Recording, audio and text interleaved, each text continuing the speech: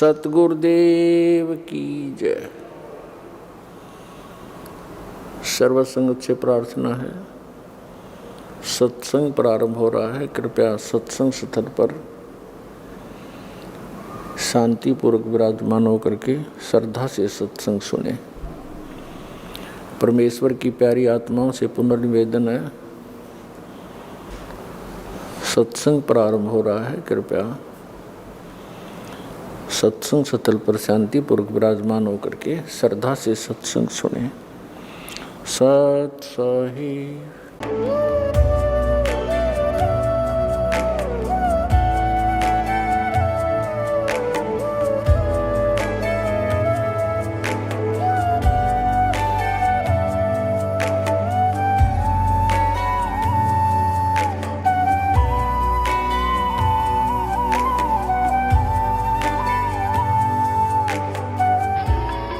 प्रभु राम देव भगवान अल्लाह खुदा ईश आदि नाम एक ही शक्ति के हैं। वो कैसा है, कहां है, कैसे मिलता है, किसने देखा है?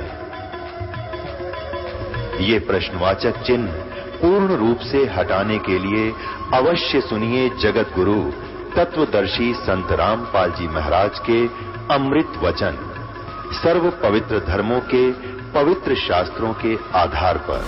नमस्कार दर्शकों, जैसा कि पिछली वीडियो में आपने जाना कि माता दुर्गा ने अपने तीनों पुत्रों का विवाह करके उनको भिन्न भिन्न लोक देकर उनमें निवास करने की आज्ञा देकर भेज दिया, जिनसे एक ब्रह्मांड में सर्व प्राणी उत्पन्न हुए हैं। इसके पश्चात से ही जन्म मरण तथा अन्य कष्टों का चक्र प्राणियों पर प्रारंभ है। इस काल ब्रह्म के लोक में कोई जीव सुखी नहीं है, हाहाकार मची है।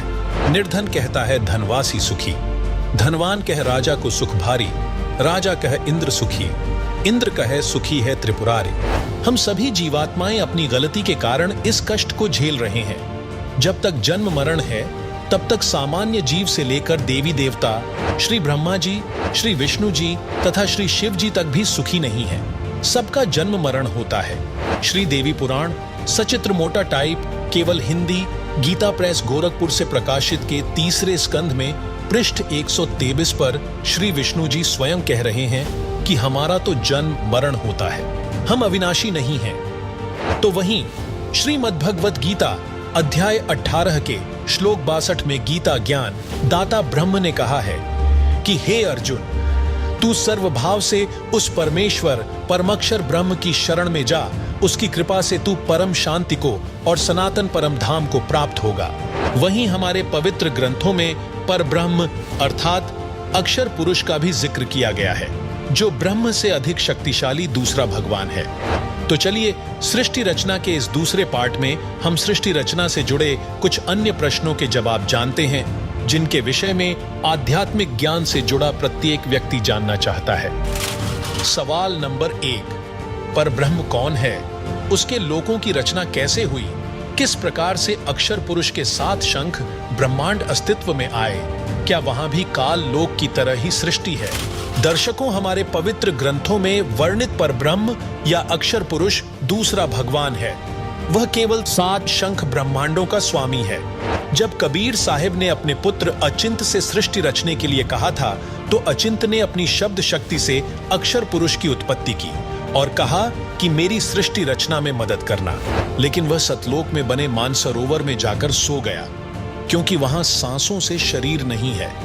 कबीर परमेश्वर ने बताया है कि परब्रह्म ने अपने कार्य में गफलत की, क्योंकि यह मानसरोवर में सो गया, तथा जब परमेश्वर ने उस सरोवर में अंडा छोड़ा तो अक्षर पुरुष ने उसे क्रोध से देखा।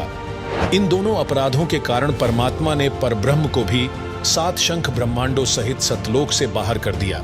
इसके अलावा अक्षर पुरुष अपने साथी ब्रह्म की विदाई में व्याकुल होकर परमपिता कबीर परमेश्वर की याद भूलकर उसी को याद करने लगा, तथा सोचा कि क्षर पुरुष अर्थात ब्रह्म तो बहुत आनंद मना रहा होगा, वह स्वतंत्र राज्य करेगा। मैं पीछे रह गया तथा अन्य कुछ आत्माएं जो परब्रह्म के साथ 7 शंख ब्रह्मांडों में जन्म मृत्यु का कर्मदंड भोग रही हैं, उन हंस आत्माओं की विदाई की याद में खो गईं, जो ब्रह्म काल के साथ 21 ब्रह्मांडों में फंसी हैं तथा पूर्ण परमात्मा सुखदाई कबीरदेव की याद भुला दी। परमेश्वर कबीरदेव के बार बार समझाने पर भी उनकी आस्था कम नहीं हुई। वहीं परब्रह्म ने सोचा कि मैं भी अलग स्थान प्राप्त करूं तो अच्छा रहे। यह सोचकर राज्य प्राप्ति की इच्छा से परब्रह्म सारनाम का जाप प्रारंभ कर दिया। इसी प्रकार अन्य आत्माएं जो परब्रह्म के 7 संख ब्रह्मांडों में फंसी हैं, ने सोचा कि वे जो ब्रह्म के साथ आत्माएं गई हैं, वे तो वहां मौज मस्ती मनाएंगे, हम पीछे रह गए। पर ब्रह्म के मन में यह धारणा बनी कि क्षर पुरुष अलग होकर बहुत सुखी होगा। यह विचार कर परब्रह्म ने अंतरात्मा से भिन्न स्थान प्राप्ति की ठान ली। पर ब्रह्म ने हठ योग नहीं किया, परंतु केवल अलग राज्य प्राप्ति के लिए सहज ध्यान योग विशेष कसक के साथ करता रहा। अलग स्थान प्राप्त करने के लिए पागलों की तरह विचरने लगा, खाना पीना भी त्याग दिया। अन्य कुछ आत्माएं जो पहले काल ब्रह्म के साथ गई आत्माओं के प्रेम में व्याकुल थी, वे अक्षर पुरुष के वैराग्य पर आसक्त होकर उसे चाहने लगी। पूर्ण प्रभु के पूछने पर परब्रह्म ने अलग स्थान मांगा तथा कुछ हंसात्माओं के लिए भी याचना की। तब कबीरदेव ने कहा कि जो आत्मा आपके साथ स्वेच्छा से जाना चाहें, उन्हें भेज देता हूं। पूर्ण प्रभु ने पूछा कि कौन हंस आत्मा परब्रह्म के साथ जाना चाहता है, सहमति व्यक्त करे। बहुत समय उपरांत एक हंस ने स्वीकृति दी। फिर देखा देखी उन सर्व आत्माओं ने भी सहमति व्यक्त कर दी। सर्वप्रथम स्वीकृति देने वाले हंस को स्त्री रूप बनाया, उसका नाम ईश्वरी माया प्रकृति सुरति रखा तथा अन्य आत्माओं को उस ईश्वरी माया में प्रवेश करके अचिंत द्वारा अक्षर पुरुष परब्रह्म के पास भेजा। कई युगों तक दोनों 7 संख ब्रह्मांडों में रहे, परंतु परब्रह्म ने दुर्व्यवहार नहीं किया। ईश्वरी माया की स्वेच्छा से अंगीकार किया तथा अपनी शब्द शक्ति द्वारा नाखूनों से स्त्री इंद्री बनाई। ईश्वरी देवी की सहमति से संतान उत्पन्न की। इसलिए परब्रह्म के लोक 7 संख ब्रह्मांडों में प्राणियों को तप्त शिला का कष्ट नहीं है तथा वहां पशु पक्षी भी ब्रह्मलोक के देवों से अच्छे चरित्र युक्त हैं। आयु भी बहुत लंबी है, परंतु जन्म मृत्यु कर्माधार पर कर्म दंड तथा परिश्रम करके ही उधर पूर्ति होती है। स्वर्ग तथा नरक भी ऐसे ही बने हैं। परमात्मा ने परब्रह्म को 7 संख ब्रह्मांड उसके इच्छा रूपी भक्ति ध्यान अर्थात सहज समाधि विधि से कि उसकी कमाई के प्रतिफल में प्रदान किए तथा सतलोक से भिन्न स्थान पर गोलाकार परिधि में बंद करके 7 संख ब्रह्मांडों सहित अक्षर ब्रह्म व ईश्वरी माया को निष्कासित कर दिया। सवाल नंबर 2, क्या है 14 युगों का रहस्य, साथ ही प्रमुख 4 युगों की क्या है गाथा? आखिर चारों युगों का समय काल कितना है और अंतिम युग कलयुग का आखिरी चरण कैसा होगा? दर्शकों, कबीर सागर में अंबु सागर 3रा अध्याय है, जिसमें 14 तरंग यानी भाग हैं। जैसा कि आपको सृष्टि रचना में बताया कि काल के 21 ब्रह्मांड हैं, उसने 5 ब्रह्मांडों का एक ग्रुप बनाया। ऐसे ऐसे 4 समूह 5-5 ब्रह्मांडों के बनाए हैं। एक ब्रह्मांड भिन्न रखा है जो इन सबके समान क्षेत्रफल वाला है। अब जिन 13 युगों का वर्णन हम कर रहे हैं, वह इस ब्रह्मांड जिसमें हम रह रहे हैं इसका नहीं है। वह विवरण 5वें ब्रह्मांड का है जो समूह के मध्य वाला है। 5वें ब्रह्मांड में प्रत्येक ब्रह्मांड के समांतर सृष्टि चलती है। जिस ब्रह्मांड में हम रह रहे हैं, इसमें जो परमेश्वर कबीर जी की भक्ति सतनाम तक करते रहे हैं, वे बीच में भक्ति छोड़ गए, गुरुद्रोही नहीं हुए। उनको धोखा देने के लिए काल ब्रह्म उन्हें 5वें मध्य वाले ब्रह्मांड में रोके रखता है। ओम नाम जाप की भक्ति की कमाई तो इसी ब्रह्मांड जिसमें हम रह रहे हैं ब्रह्मलोक में भोगते हैं। पुनः जन्म मरण चक्र में गिर जाते हैं। इसके 4 युग हैं, सतयुग, त्रेता युग, द्वापर युग तथा कलयुग। उस 5वें यानी मध्य वाले ब्रह्मांड में 13 युग होते हैं। वहां पर वे जीव काल ब्रह्म द्वारा भेजे जाते हैं जो सोहम नाम का जाप करते हैं तथा जो केवल सतनाम का जाप करते हैं। सतनाम के जाप के ओम की भक्ति कमाई इस ब्रह्मांड के ब्रह्मलोक में भोगते हैं। दूसरे मंत्र सोह की कमाई इस 5वें ब्रह्मांड में भोगने के लिए भेज दिए जाते हैं। वहां भी एक ब्रह्मलोक है तथा अन्य लोक है।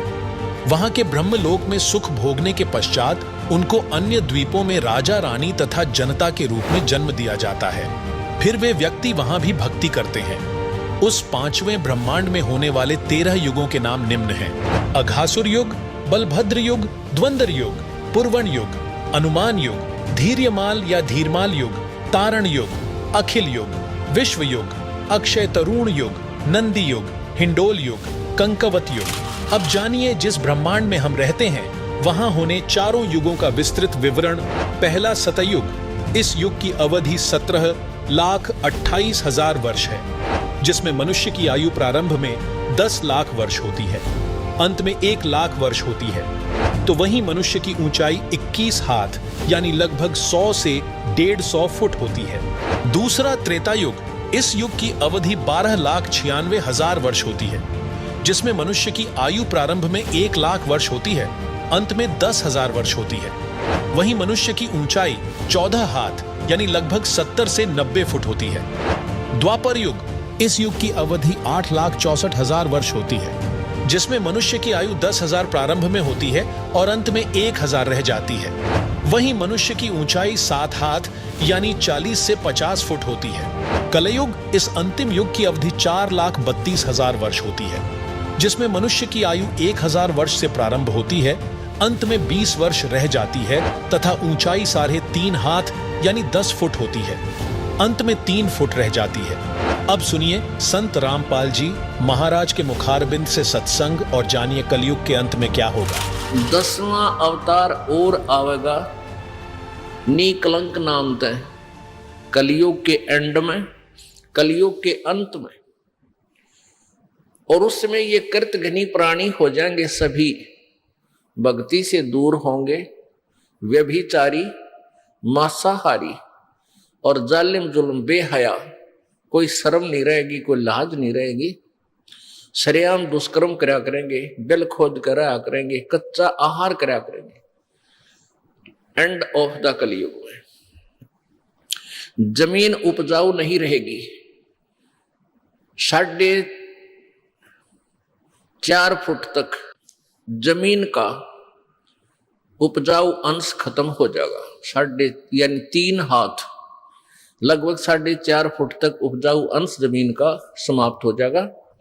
कोई भी फलदार वृक्ष नहीं उगेंगे, ना कोई फसल होया करेगी और वर्षा नहीं होया करेगी। प्रदूषण इतना हो जाएगा कि वर्षा ऐसे होगी जैसे ओस गिरा करे, और सभी प्राणी कच्चा ही गोश्त मांस खाया करेंगे। उस समय लास्ट ऑफ द कलयुग, एंड ऑफ द कलयुग में, कलयुग के अंत में 20 वर्ष की आयु मनुष्य की रह जाएगी, मानव की। और उसमें से 5 खंड बताए हैं सूक्ष्म वेद में, यानी 15 वर्ष की आयु में जन्म भी हो लेगा, जवान भी हो लेगा और गर्भारी भी हो लेगा और मृत्यु को भी प्राप्त हो लेगा। 5 वर्ष की लड़की को संतान होनी प्रारंभ हो जाया करेगी और सभी प्राणी बहुत ठगने से हो जाएंगे, 1.5-2 फुट के आसपास इनका कद रह जाएगा। उस समय ये कृतघ्नी प्राणी इतने हो जाएंगे, बहुत घने। उस समय कुछ एक पुण्यात्मा रहेंगी जो तब भी भगवान से डरने वाली होंगी। वो होंगे ऐसे ही मांसाहारी भी होंगे, लेकिन जगह भगवान की अवश्य होगी। वो कौन होंगे? जो अब इस कलयुग में, अब ये भगवान का मार्ग हजारों वर्षों तक चलेगा। जो पुण्यात्मा इस मार्ग पर लगेंगी, भक्ति करेंगी और आजीवन मर्यादा में रहे, वो तो सतलोक चले जाएंगे। और जो जिनके पैर फिसल गए, नहीं पार हो पाए, वो फिर ऐसे इस कलयुग में मनुष्य के जन्म प्राप्त करते रहेंगे। इतने दयालु हैं ये परमात्मा। लेकिन मनुष्य जीवन में कौन सा ये प्राणी सुखी होगा? तो उस समय क्या होगा कि निकलंक नाम का एक अवतार आवेगा। वो कौन होगा? राजा हरिश्चंद्र की आत्मा होगी। राजा हरिश्चंद्र जी जो सतयुग में एक महान आत्मा सुप्रसिद्ध हुए, ऐसे दानवीर थे, ऐसे धर्मात्मा थे, ऐसे सत्यवादी थे कि उन्होंने अपने वचन के ऊपर राज त्याग दिया था। अपनी पत्नी को भी बेच दिया, अपने आप को भी बेच दिया, अपने सत्य की रक्षा की, जिस कारण से प्रसन्न होकर के प्रभु ने उसको विष्णु लोक में स्थान दे दिया। अब वो विष्णु लोक में है अपने पूर्व जन्म के पुण्यों के कारण। और जब वहां से इस पुण्यात्मा को 10वां अवतार बनाकर यू काल भेजेगा। यो गीता जी में कहता है कि मैं अपने अंश अवतार रचता हूं और फिर उनमें प्रवेश करके सारा काम करता हूं। इसलिए गीता जी अध्याय नंबर 4 के श्लोक नंबर 5 और 9 में कहा कि अर्जुन, तेरे और मेरे बहुत जन्म हो चुके हैं, तू नहीं जानता मैं जानता हूं। फिर कहता है 9वें श्लोक में कि मेरे जन्म और कर्म अलौकिक हैं। अब कर्म कैसे अलौकिक हैं? श्री कृष्ण में प्रवेश करके महाभारत करवा दी, युद्ध करवाया। ओह, परशुराम का जन्म दिया, परशुराम में प्रवेश करके अक्षत्रियों को मार डाला और पाप परशुराम का रख दिए सारे। ऐसे ही राजा हरिश्चंद्र जी को नीकलंक नाम से संभल नगरी में विष्णुदत्त शर्मा के घर पर इसका जन्म होगा 10वें अवतार का। 10वां अवतार जो होगा संभल नगरी में, और विष्णुदत्त शर्मा नाम का एक ब्राह्मण होगा, उसके घर पर जन्म होगा। और वो विशेष अलग से ही वैरायटी का बालक होगा। उसका उन अन्य से तगड़ा शरीर होगा, क्योंकि वो स्पेशल भेज रखा होता है तो। और उसकी लंबी तलवार होगी। इन कृतघ्नी प्राणियों को ऐसे काटेगा न जैसे या करेन गेहूं काटा करे, ऐसे काटेगा न बुरी तरह इनको खत्म करेगा। फिर क्या होगा? उन प्राणियों को बख्शा जाएगा जो उस समय भी भगवान से डरने वाले होंगे। इतना प्रदूषण उस समय क्या होगा? फिर परमात्मा अपनी मेहर से, पुण्यात्मा, एक तो परमात्मा ने विधान बना के छोड़ दिया, तो विधान जो भगवान ने बनाया है उसके ऊपर ये साइंटिस्ट अपना अनुभव करके थोड़ी रिसर्च कर लेते हैं और फिर वो भगवान को रिजेक्ट करना प्रारंभ कर देते हैं। ये इनकी महाभूल है। अब पीछे कई वर्षों से रट्टा लगा रखा था कि प्रदूषण इतना बढ़ गया, ग्लेशियन खत्म होगी, बर्फ नहीं पड़ेगी। अरे कई इतनी बर्फ गिर दी बिना गिनती की। वो नो का नो प्रदूषण है, नो का नो सारा सौदा है, डूंडा उठा दिया। तो भगवान की अपनी विट्टो पावर न्यारी है। तो क्या होगा? कलयुग के एंड में इन सभी को नाश करेगा, ऐसी दुष्ट आत्माओं को काटा जाएगा, खत्म करेगा। उसके बाद जो पुण्य उस समय थोड़ी बहुत आस्था भगवान की जिनमें होगी वो शेष बचेंगे। फिर बहुत जबरदस्त वर्षा होगी और वो पहले वर्षा प्रारंभ होगी बहुत ज्यादा। वो व्यक्ति वहां से खिसक जाएंगे, मैदानी स्थान छोड़कर पहाड़ों पर चले जाएंगे। बहुत सैकड़ों फुट पानी पूरी पृथ्वी पर हो जाएगा। और फिर बहुत समय तक ये पानी धीरे धीरे ये जल सूखना शुरू होगा और जो जमीन का अनउपजाऊ अंश था वो जल के कारण ऊपर आ जाएगा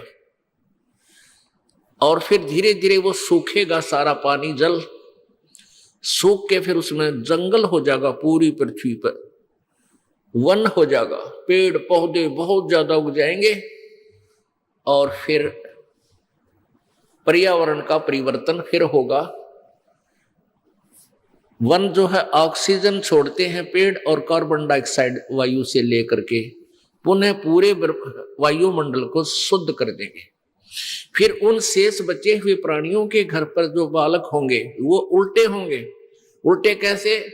माता पिता तो 2.5 फुट के और बेटा बेटी हो जाएंगे 4-4, 5-5 फुट के। फिर धीरे धीरे बढ़ना शुरू होगा। तो सतयुग में सैकड़ों फुट हाइट के इंसान हो जाते हैं, सैकड़ों फुट, और लाखों वर्ष की आयु हो जाती, क्योंकि शुद्ध वायु, शुद्ध वातावरण, बीमारी होती नहीं उस समय सतयुग में, बहुत कम। सवाल नंबर 3, महाप्रलय क्या है? कितनी महाप्रलय होती है? क्या महाप्रलयों के अंतर्गत संपूर्ण सृष्टि व सर्व ब्रह्मांडों का भी विनाश होता है? दर्शकों, महाप्रलय का अर्थ है बड़ी विनाशकारी घटना। हिंदू धर्म ग्रंथों में महाप्रलय को सृष्टि के चक्र का अंत माना जाता है, जहां ब्रह्मांड का विनाश हो जाता है। महाप्रलय 3 प्रकार की होती है। एक तो काल ज्योति निरंजन करता है। महाकल्प के अंत में जिस समय ब्रह्मा जी की मृत्यु होती है, ब्रह्मा जी की रात्रि 1000 चतुर्युग की होती है तथा इतना ही दिन होता है।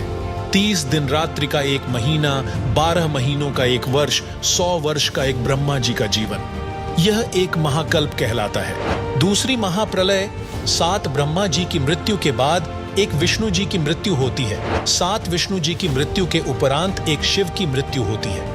इसे दिव्य महाकल्प कहते हैं। उसमें ब्रह्मा, विष्णु, शिव सहित इनके लोकों के प्राणी तथा स्वर्ग लोक, पाताल लोक, मृत्यु लोक आदि में अन्य रचना तथा उनके प्राणी नष्ट हो जाते हैं। उस समय केवल ब्रह्मलोक बचता है, जिसमें यह काल, ज्योति निरंजन तथा दुर्गा 3 रूपों महाब्रह्मा, महासावित्री, महाविष्णु, महालक्ष्मी और महाशिव अर्थात सदाशिव महादेवी पार्वती के रूप में 3 लोक बनाकर रहते हैं। इसी ब्रह्मलोक में एक महास्वर्ग बना है, उसमें चौथी मुक्ति प्राप्त प्राणी रहते हैं। तीसरी महाप्रलय एक ब्रह्मांड में 70,000 बार त्रिलोकीय शिव यानी काल के तमोगुण पुत्र की मृत्यु हो जाती है। तब एक ब्रह्मांड की प्रलय होती है तथा ब्रह्मलोक में 3 स्थानों पर रहने वाला काल महाशिव अपना महाशिव वाला शरीर भी त्याग देता है। इस प्रकार यह एक ब्रह्मांड की प्रलय अर्थात तीसरी महाप्रलय हुई तथा उस समय एक ब्रह्मलोकीय शिव काल की मृत्यु हुई तथा 70,000 त्रिलोकीय शिव काल के पुत्र की मृत्यु हुई अर्थात एक ब्रह्मांड में बने ब्रह्मलोक सहित सर्वलोकों के प्राणी विनाश में आते हैं। इस समय को परब्रह्म अर्थात अक्षर पुरुष का एक युग कहते हैं। इस प्रकार गीता अध्याय 8 श्लोक 16 का भावार्थ समझना चाहिए। अब जानिए ब्रह्मा, विष्णु, शिव, ब्रह्म और परब्रह्म की आयु। ब्रह्मा, विष्णु, महेश ये तीनों नासवान है। एक ब्रह्मा की आयु कितनी है?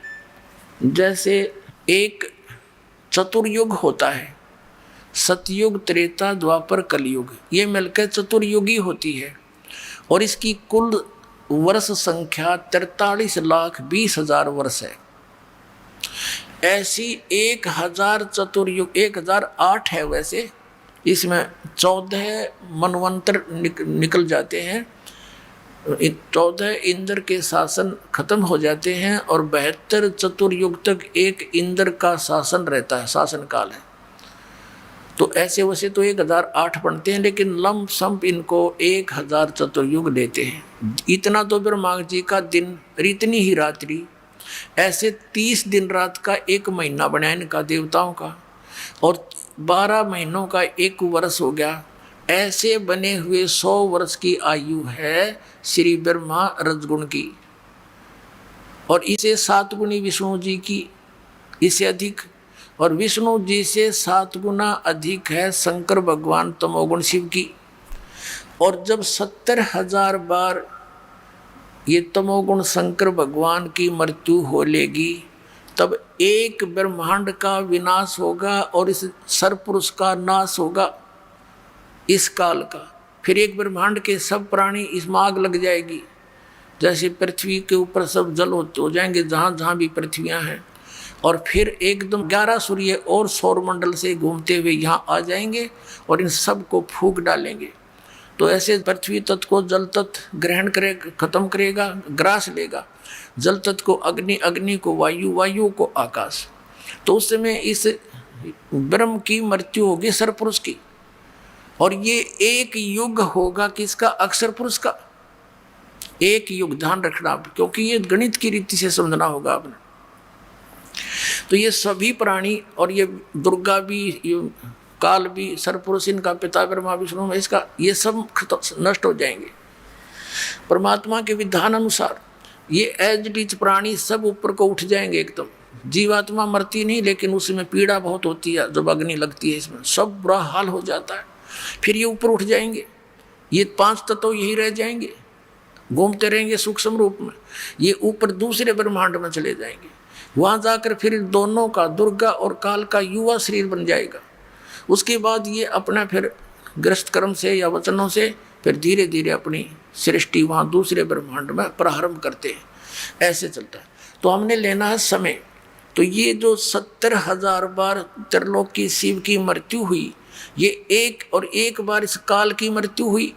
इसके जन्म और कर्म कैसे अलौकिक हैं। ये किस अपने आप को अजन्मा क्यों कहता है।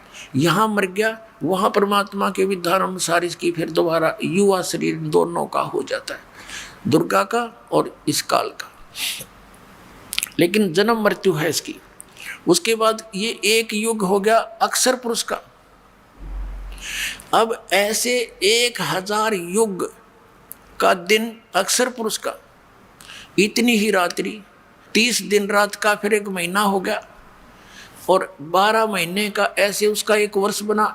ऐसे जो इस गिनती से, इस रीति से जो उनके एक युग बना, 12 महीनों का 1 वर्ष हुआ, और 100 वर्ष की आयु होगी अक्षर पुरुष की, उसका भी नाश होगा। फिर जो कितनी लंबी आयु है। 70,000 बार शिव मर लेगा, एक ब्रह्म की मृत्यु होगी, वो युग होगा इस काल का, और इस अक्षर पुरुष का 1 युग होगा।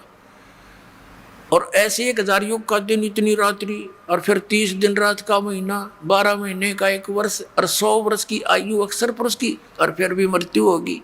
इसलिए इसको अक्षर भी लिखकर नासवान कहा गया है। एती उम्र बुलंद मरेगा अंतरे, क्यों? क्योंकि सतगुरु लगे न कान, न भेंटे वो संतरे। ओए होए, इतनी लंबी उम्र भी होगी तो भी तेरी अंत में मृत्यु होगी। कारण क्या है कि तुझे वो तत्वदर्शी संत नहीं मिले, और मिले तो तुमने मानी नहीं। जैसे पहले परमात्मा के मिले किनको?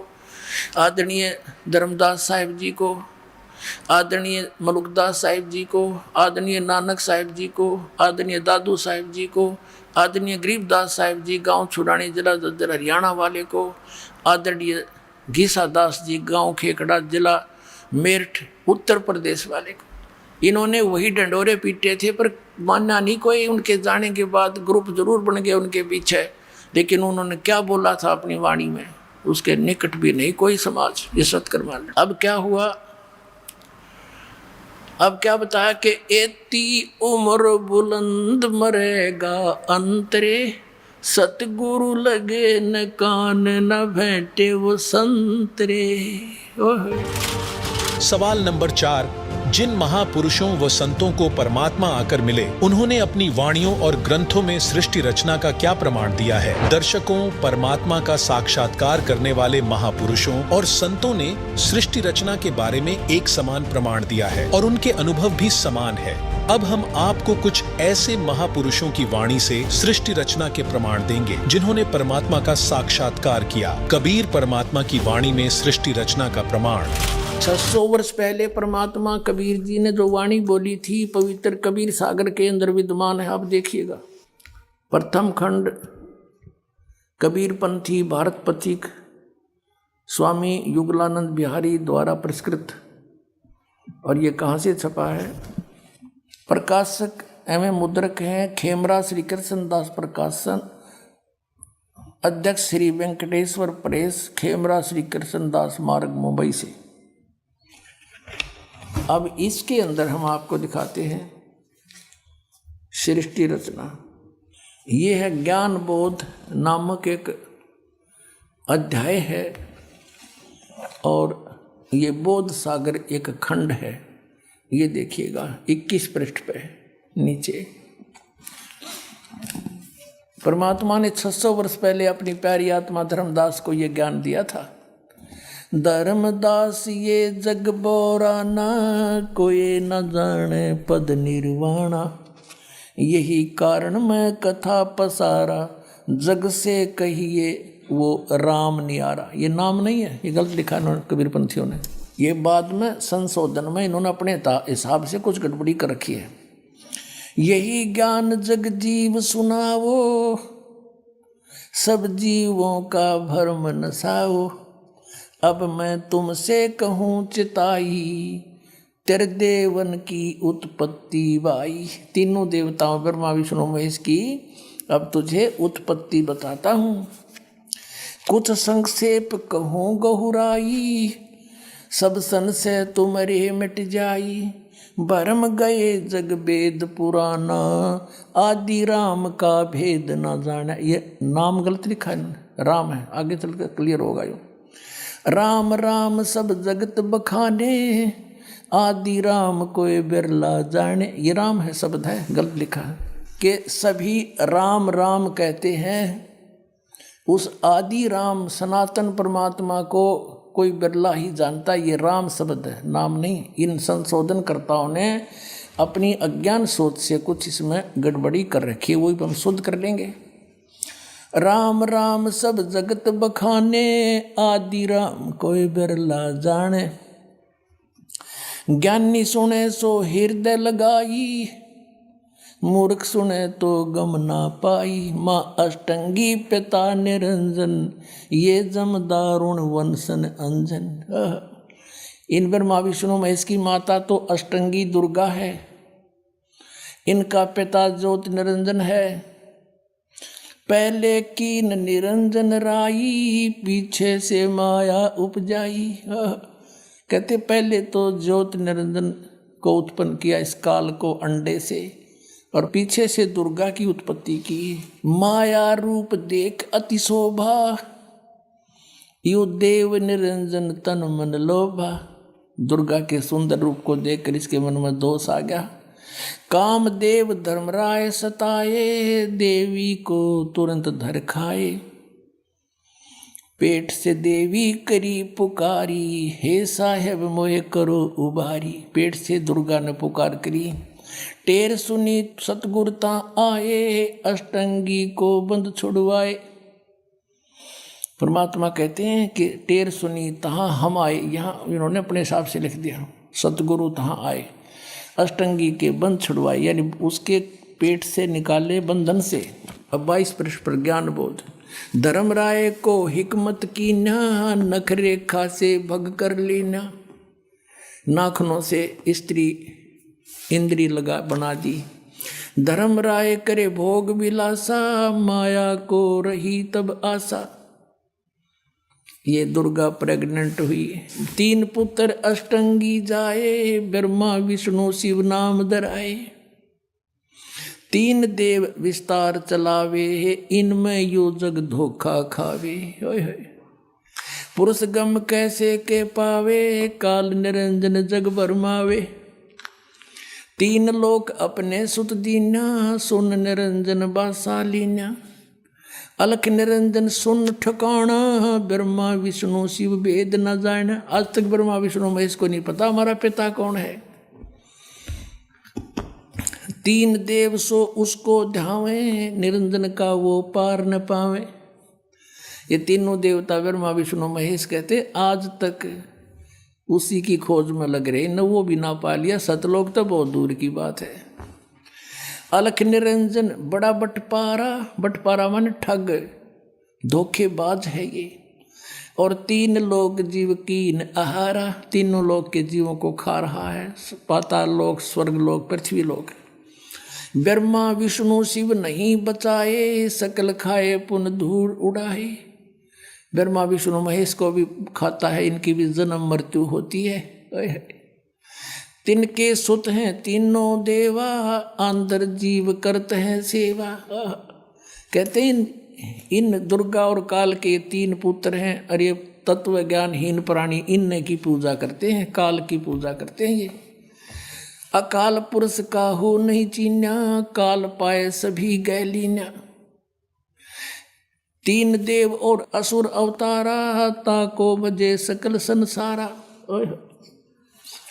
3 देवताओं को, और फिर जैसे राम के साथ रावण की भी गेले महिमा गाँव है। कहते हैं असुरों को भी गेले बजे ये। और 3 गुणों का ये विस्तारा, धर्मदास मैं कहूँ पुकारा। तीनों गुण, रजगुण ब्रह्मा, सतगुण विष्णु, तम गुण शिव जी। गुण तीनों की भक्ति में ये भूल पड़ो संसार, कहे कबीर निज नाम बिन कैसे उतरो पार। 3 देव की करते भक्ति, उनकी कदे ना होवे मुक्ति। अपनात्माओं परमात्मा ने 600 वर्ष पहले आकर यह अपने द्वारा रची हुई सृष्टि एज इट इज बता दी थी। आदरणीय संत गरीबदास साहिब जी के सदग्रंथ साहिब अर्थात अमर ग्रंथ के अध्याय आदि रमैणी के पृष्ठ नंबर 690 से 692 में सृष्टि रचना का प्रमाण। जादिन आद रमैणी अदली सारा जाजन होते धू धू कौरव, यानी प्रलय था, यहाँ पर कुछ भी नहीं था।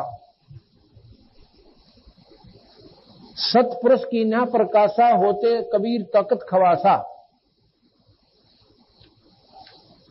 सतपुरुष की न प्रकाशा यानी अपने शब्द से ये सारी प्रकृति ऊपर सतलोक की उत्पन्न करी, और वहां पर सतपुरुष बंदी छोड़ यानी कबीर साहब वहां पर सतलोक में रहते थे।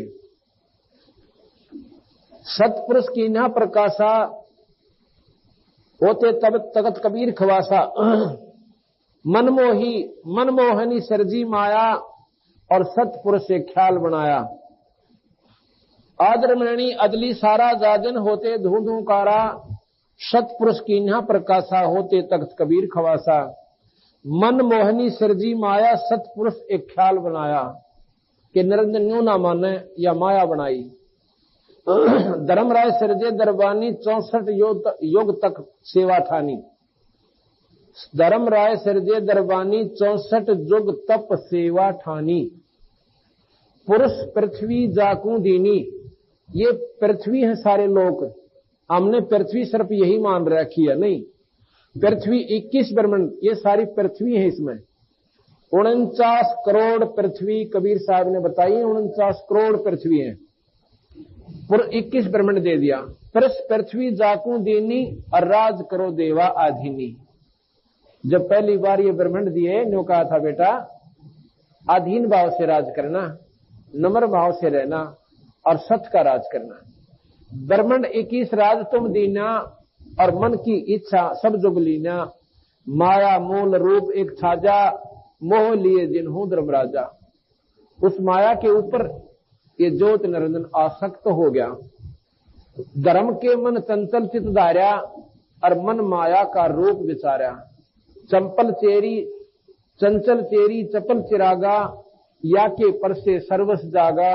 धर्म राय किया मन का बागी और विषय वासना मन से जागी।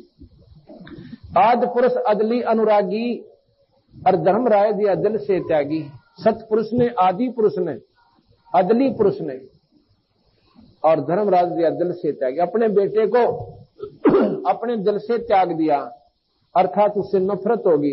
अक्यों कितना जोगा भी कोई ना, तो जमाए न कमा निकला। इसने इसी गलती कर दी, अपनी बहन पर बदनीत कर ली।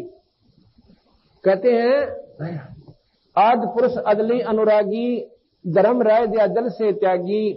पुरुष लोक से दिया ढहाई, अगम दीप चल आए भाई। पुरुष लोक सतलोक से इसको ढा दिया, धक्का दे दिया 21 ब्रह्मांड के समेत। सहजदास जिस दीप रहनता, कारण कौन कौन कुलपंथा। धर्म राय बोले दरबानी, सुनो सहजदास ब्रह्म ज्ञानी। धर्मराय, इसको धर्मराय भी कहते हैं काल को। जब वो सहजदास के दीप में आया, सहजदास ने बोला भाई कौन है तू? तने बोला भाई मेरी बात सुनो, मैं ज्योत निरंजन हूं। 64 युग हम सेवा कीनी और पुरुष पृथ्वी हमको दीनी। चंचल रूप बया मन बोरा और मन मोहनी ठगिया बोरा। अब उस कर्म ने करके निरंजन बहुत पश्चाताप करे से, बहुत पछताया। ने बोला भाई मेरे से गलती होगी और मेरे मन में खोट आ गया, जिसका परिणाम मन यू भोगना पड़ गया, पर मेरे पर रहम करवा दो। सतपुरुष के नामन भाए और पुरुष लोग थे हम चले आए, क्योंकि भगवान बंदी छोड़ के हम नहीं भाए मन में बे, और इसलिए वहां से हम चले आए। सतपुरुष के नामन भाए और पुरुष लोग से हम चले आए। अमर दीप अगर दीप सुनत बड़बागी और सहज दास मेटो मन पागी। ये मेरे मन में जो खोट हुआ था इस कर्म ने तुम मिटवा दे मेरे ने। बोले सहज दास दिलदानी, भाई हम तो चौकर हम तो चाकर सत सैदानी। मैं तो भाई सतपुरुष का नौकर हूं, उनका सेवक से उनका बेटा ला लो, पर भाई उनके को बिना मैं तो देख तुझे रख नहीं सकता। सत्पुरुष से अर्ज गुजारूं, उनसे पूछूंगा, और जब तुम्हारा बेमान उतारूं, 21 ब्रह्मंड तेरे जब यहां रहने दूंगा, अगर वह कह देंगे तो। सहज दास किया पियाना, सहज दास को किया पियाना, अपनी सुरत द्वारा, पियाना माने प्रस्थान करना, अपनी सुरत द्वारा सतलोक पहुंचा और सतलोक लिया परवाना। वहां जाकर अर्ज करी कि क्या आदेश है मालिक आपका, ऐसे ऐसे ज्योत निरंजन। वो मेरे आगे हाथ जोड़े खड़ा है और बंदी छोड़, आप कृपा कर दो, तो आप कहो तो उसने वहां रख लूं। तो सतपुरुष नाराज हो गए कि सहजदास कति नहीं, 3 वचन कहता हूं, उसको यहां से कति निकाल दे, वो यहां नहीं रहने के लायक है, फिर को बद करेगा यू जी, मानन का कोई ना।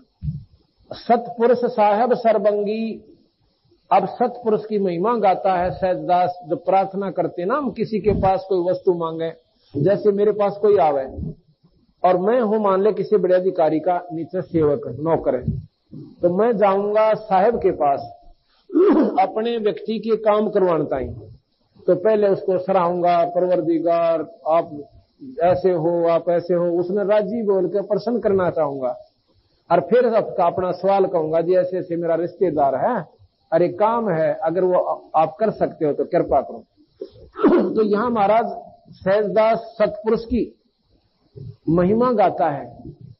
सत्य पुरुष साहब सर्वंगी यानी सर्वव्यापक,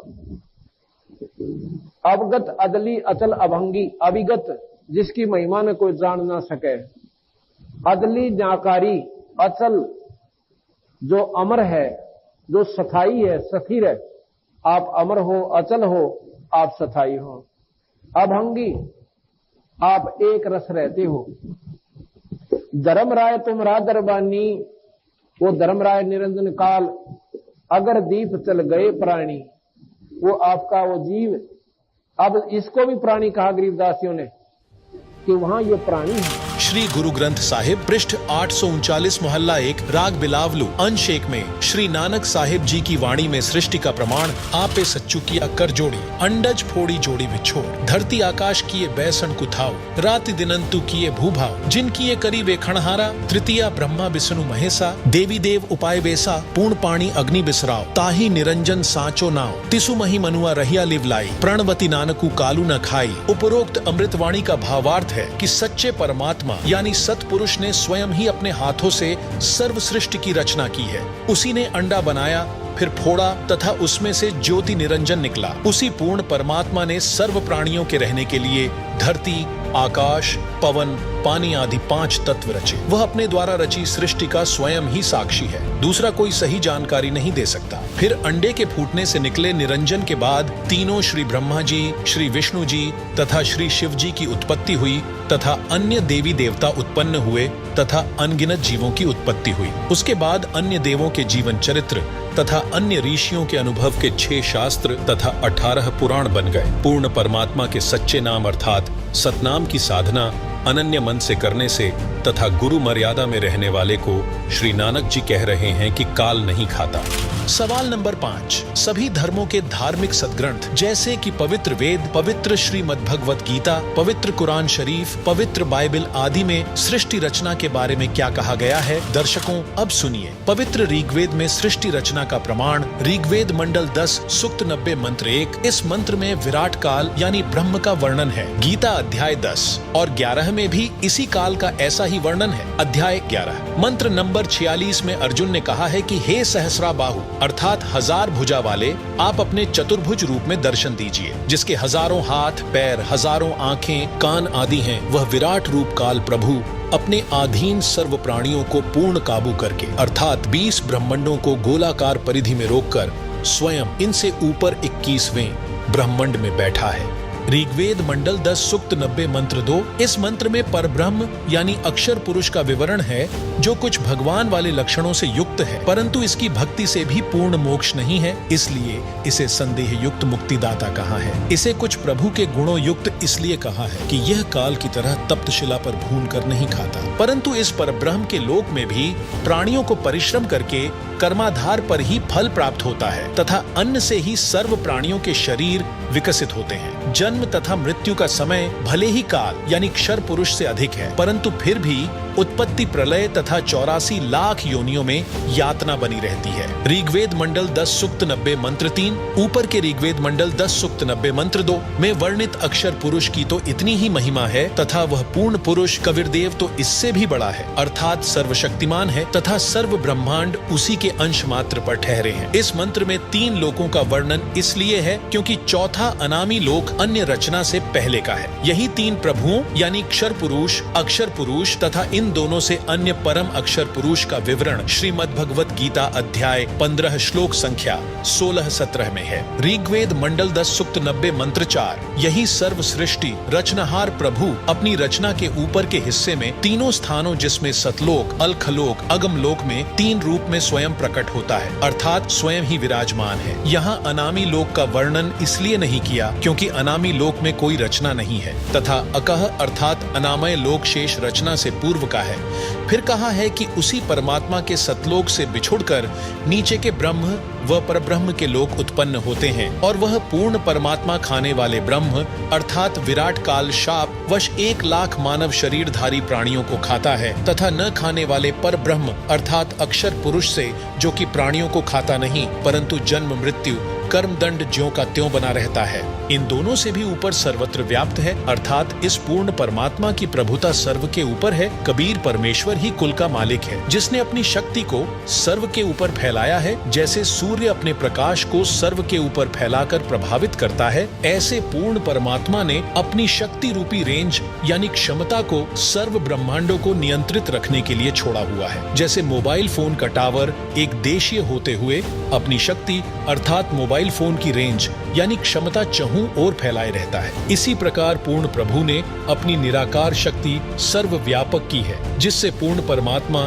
सर्व ब्रह्मांडों को एक स्थान पर बैठकर नियंत्रित रखता है। ऋग्वेद मंडल 10 सूक्त 90 मंत्र 5, उसके पश्चात उस परमेश्वर सतपुरुष की शब्द शक्ति से विराट अर्थात ब्रह्म, जिसे क्षर पुरुष व काल भी कहते हैं, अजायत अर्थात उत्पन्न हुआ है। इसके बाद विराट पुरुष अर्थात काल भगवान से अधि अथवा बड़े पुरुष यानी परमेश्वर ने भूमिम अर्थात पृथ्वी वाले लोक, काल ब्रह्म तथा परब्रह्म के लोक को अत्यरिचत अर्थात अच्छी तरह रचा, अथ यानी फिर पुरः अर्थात अन्य छोटे छोटे लोक, स यानी उस पूर्ण परमेश्वर ने ही जातः अथवा उत्पन्न किया अर्थात स्थापित किया।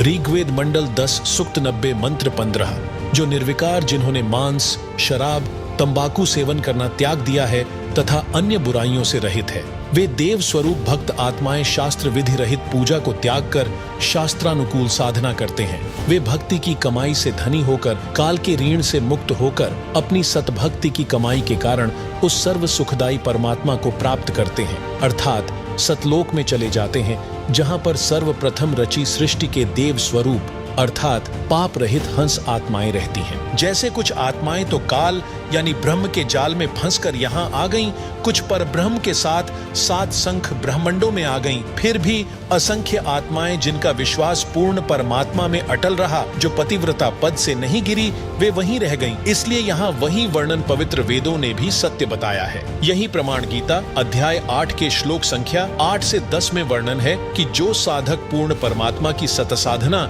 शास्त्र विधि अनुसार करता है, वह भक्ति की कमाई के बल से उस पूर्ण परमात्मा को प्राप्त होता है, अर्थात उसके पास चला जाता है। इससे सिद्ध हुआ कि 3 प्रभु हैं, ब्रह्म, परब्रह्म, पूर्ण ब्रह्म। इन्हीं को ब्रह्म, ईश, अक्षर पुरुष, परब्रह्म, अक्षर पुरुष, अक्षर ब्रह्म ईश्वर तथा पूर्ण ब्रह्म, परम अक्षर ब्रह्म, परमेश्वर सतपुरुष आदि पर्यायवाची शब्दों से जाना जाता है। यही प्रमाण ऋग्वेद मंडल 9 सूक्त 96 मंत्र 17 से 20 में स्पष्ट है कि पूर्ण परमात्मा कबीरदेव यानी कबीर परमेश्वर शिशु रूप धारण करके प्रकट होता है तथा अपना निर्मल ज्ञान अर्थात तत्व ज्ञान कबीरगीर भी यानी कबीर वाणी के द्वारा अपने अनुयायियों को बोल बोल कर वर्णन करता है।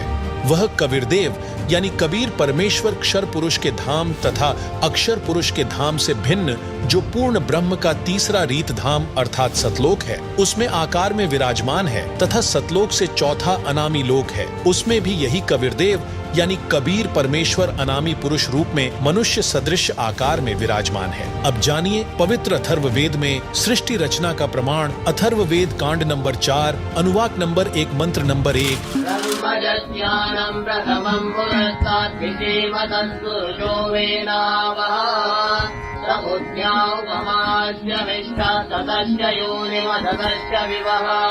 पवित्र वेदों को बोलने वाला ब्रह्म अर्थात काल कह रहा है कि सनातन परमेश्वर ने स्वयं अनामय यानी अनामी लोक से सत्य लोक में प्रकट होकर अपनी सूझबूझ से कपड़े की तरह रचना करके ऊपर के सतलोक आदि को सीमा रहित स्वप्रकाशित अजर अमर अर्थात अविनाशी ठहराए तथा नीचे के परब्रह्म के 7 संख ब्रह्मांड तथा ब्रह्म के 21 ब्रह्मांड व इनमें छोटी से छोटी रचना भी उसी परमात्मा ने अस्थायी की है। अथर्ववेद कांड नंबर 4 अनुवाक नंबर 1 मंत्र नंबर 2।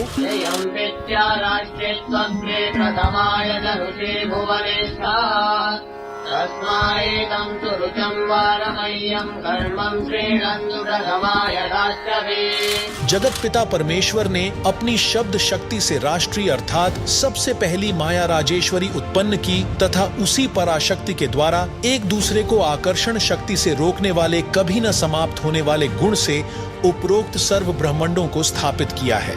अथर्ववेद कांड नंबर 4 अनुवाक नंबर 1 मंत्र नंबर 3।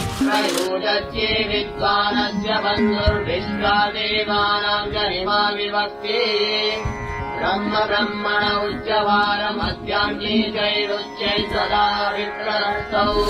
पूर्ण परमात्मा अपने द्वारा रची सृष्टि का ज्ञान तथा सर्व आत्माओं की उत्पत्ति का ज्ञान अपने निजी दास को स्वयं ही सही बताता है कि पूर्ण परमात्मा ने अपने मध्य अर्थात अपने शरीर से अपनी शब्द शक्ति के द्वारा ब्रह्म क्षर पुरुष काल की उत्पत्ति की तथा सर्व ब्रह्मांडों को ऊपर सतलोक अलख लोक अगम लोक अनामी लोक आदि तथा नीचे परब्रह्म के 7 संख ब्रह्मांड तथा ब्रह्म के 21 ब्रह्मांडों को अपनी धारण करने वाली आकर्षण शक्ति से ठहराया हुआ है। जैसे पूर्ण परमात्मा कबीर परमेश्वर अर्थात कबीरदेव ने अपने निजी सेवक अर्थात सखा श्री धर्मदास जी आदरणीय गरीबदास जी आदि को अपने द्वारा रची सृष्टि का ज्ञान स्वयं ही बताया। उपरोक्त वेद मंत्र भी यही समर्थन कर रहा है।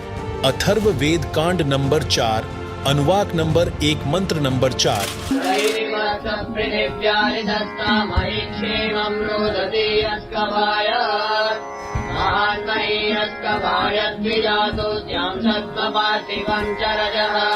ऊपर के चारों लोक सत्य लोक अलख लोक अगम लोक अनामी लोक यह तो अजर अमर स्थायी अर्थात अविनाशी रचे हैं तथा नीचे के ब्रह्म तथा पर ब्रह्म के लोकों को अस्थायी रचना करके तथा अन्य छोटे छोटे लोक भी उसी परमेश्वर ने रचकर स्थिर किए।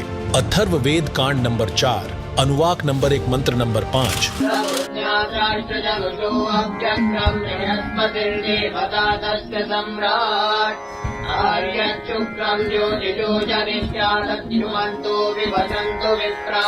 पूर्ण परमात्मा ने ऊपर के चारों लोकों में से जो नीचे से सबसे प्रथम अर्थात सत्य लोक में आष्ट्रा अर्थात अष्टंगी प्रकृति देवी दुर्गा की उत्पत्ति की।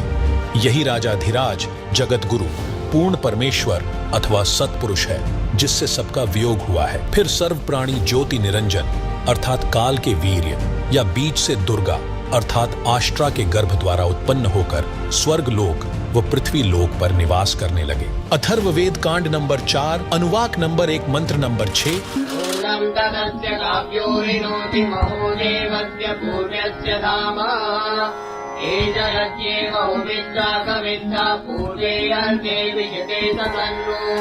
वही पूर्ण परमेश्वर सत्य साधना करने वाले साधक को उसी पहले वाले स्थान अर्थात सत्यलोक में ले जाता है जहां से बिछुड़ कर आए थे। वहां उस वास्तविक सुखदायी प्रभु को प्राप्त करके खुशी से आत्म विभोर होकर मस्ती से स्तुति करता है कि हे परमात्मा असंख्य जन्मों के भूले भटकों को वास्तविक ठिकाना मिल गया। इसी का प्रमाण पवित्र ऋग्वेद मंडल 10 सूक्त 90 मंत्र 16 में भी है। आदरणीय गरीबदास जी को इसी प्रकार पूर्ण परमात्मा कबीरदेव यानी कबीर परमेश्वर स्वयं सत्य भक्ति प्रदान करके सत्यलोक लेकर गए थे। तब अपनी अमृत वाणी में आदरणीय गरीबदास जी महाराज ने आंखों देखकर कहा, अजब नगर में ले गया हमको सतगुरु आन, झिलके बिंब अगाध गति वहाँ सोते चादर तान। अथर्ववेद कांड नंबर 4, अनुवाक नंबर 1, मंत्र नंबर 7। ध्रुवदर्पाणं विकरं जैव बन्धुं बृहस्पतिं नमसा वचरक्षात् संविश्वेशं जनिताय तादत्कविर्देवो न सभाय स्वधावान्। इस मंत्र में यह भी स्पष्ट कर दिया कि उस परमेश्वर का नाम कबीरदेव अर्थात कबीर परमेश्वर है, जिसने सर्व रचना की है, जो परमेश्वर अचल अर्थात वास्तव में अविनाशी, जिसका गीता अध्याय 15 श्लोक 16 से 17 में भी प्रमाण है, आत्माधार, जो पूर्ण मुक्त होकर सत्यलोक गए हैं उनको सतलोक ले जाने वाला, सर्व ब्रह्मांडों का रचनहार, काल यानी ब्रह्म की तरह धोखा न देने वाला ज्यों का त्यों, वह स्वयं कबीरदेव अर्थात कबीर प्रभु है। यही परमेश्वर सर्व ब्रह्मांडों व प्राणियों को अपनी शब्द शक्ति से उत्पन्न करने के कारण जनिता अर्थात माता भी कहलाता है, तथा पितरम अथवा पिता तथा बंधु अथवा भाई भी वास्तव में यही है, तथा देव अर्थात परमेश्वर भी यही है। इसलिए इसी कबीरदेव अथवा कबीर परमेश्वर की स्तुति किया करते हैं। त्वमेव माता च पिता त्वमेव, त्वमेव बंधुच सखा त्वमेव, त्वमेव विद्या च द्रविणम त्वमेव, त्वमेव सर्वम मम देव देव। अब देखिए शिव पुराण में सृष्टि रचना का प्रमाण। अब शिव पुराण दिखाते हैं आप, ये देखिएगा शिव पुराण, संक्षेप शिव पुराण, सचित्र मोटा टाइप, केवल हिंदी।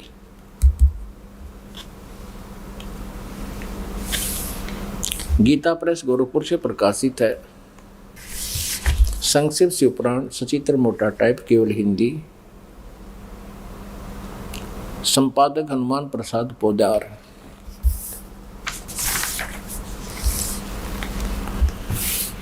प्रकाशक एवं मुद्रक है गीता प्रेस गोरखपुर,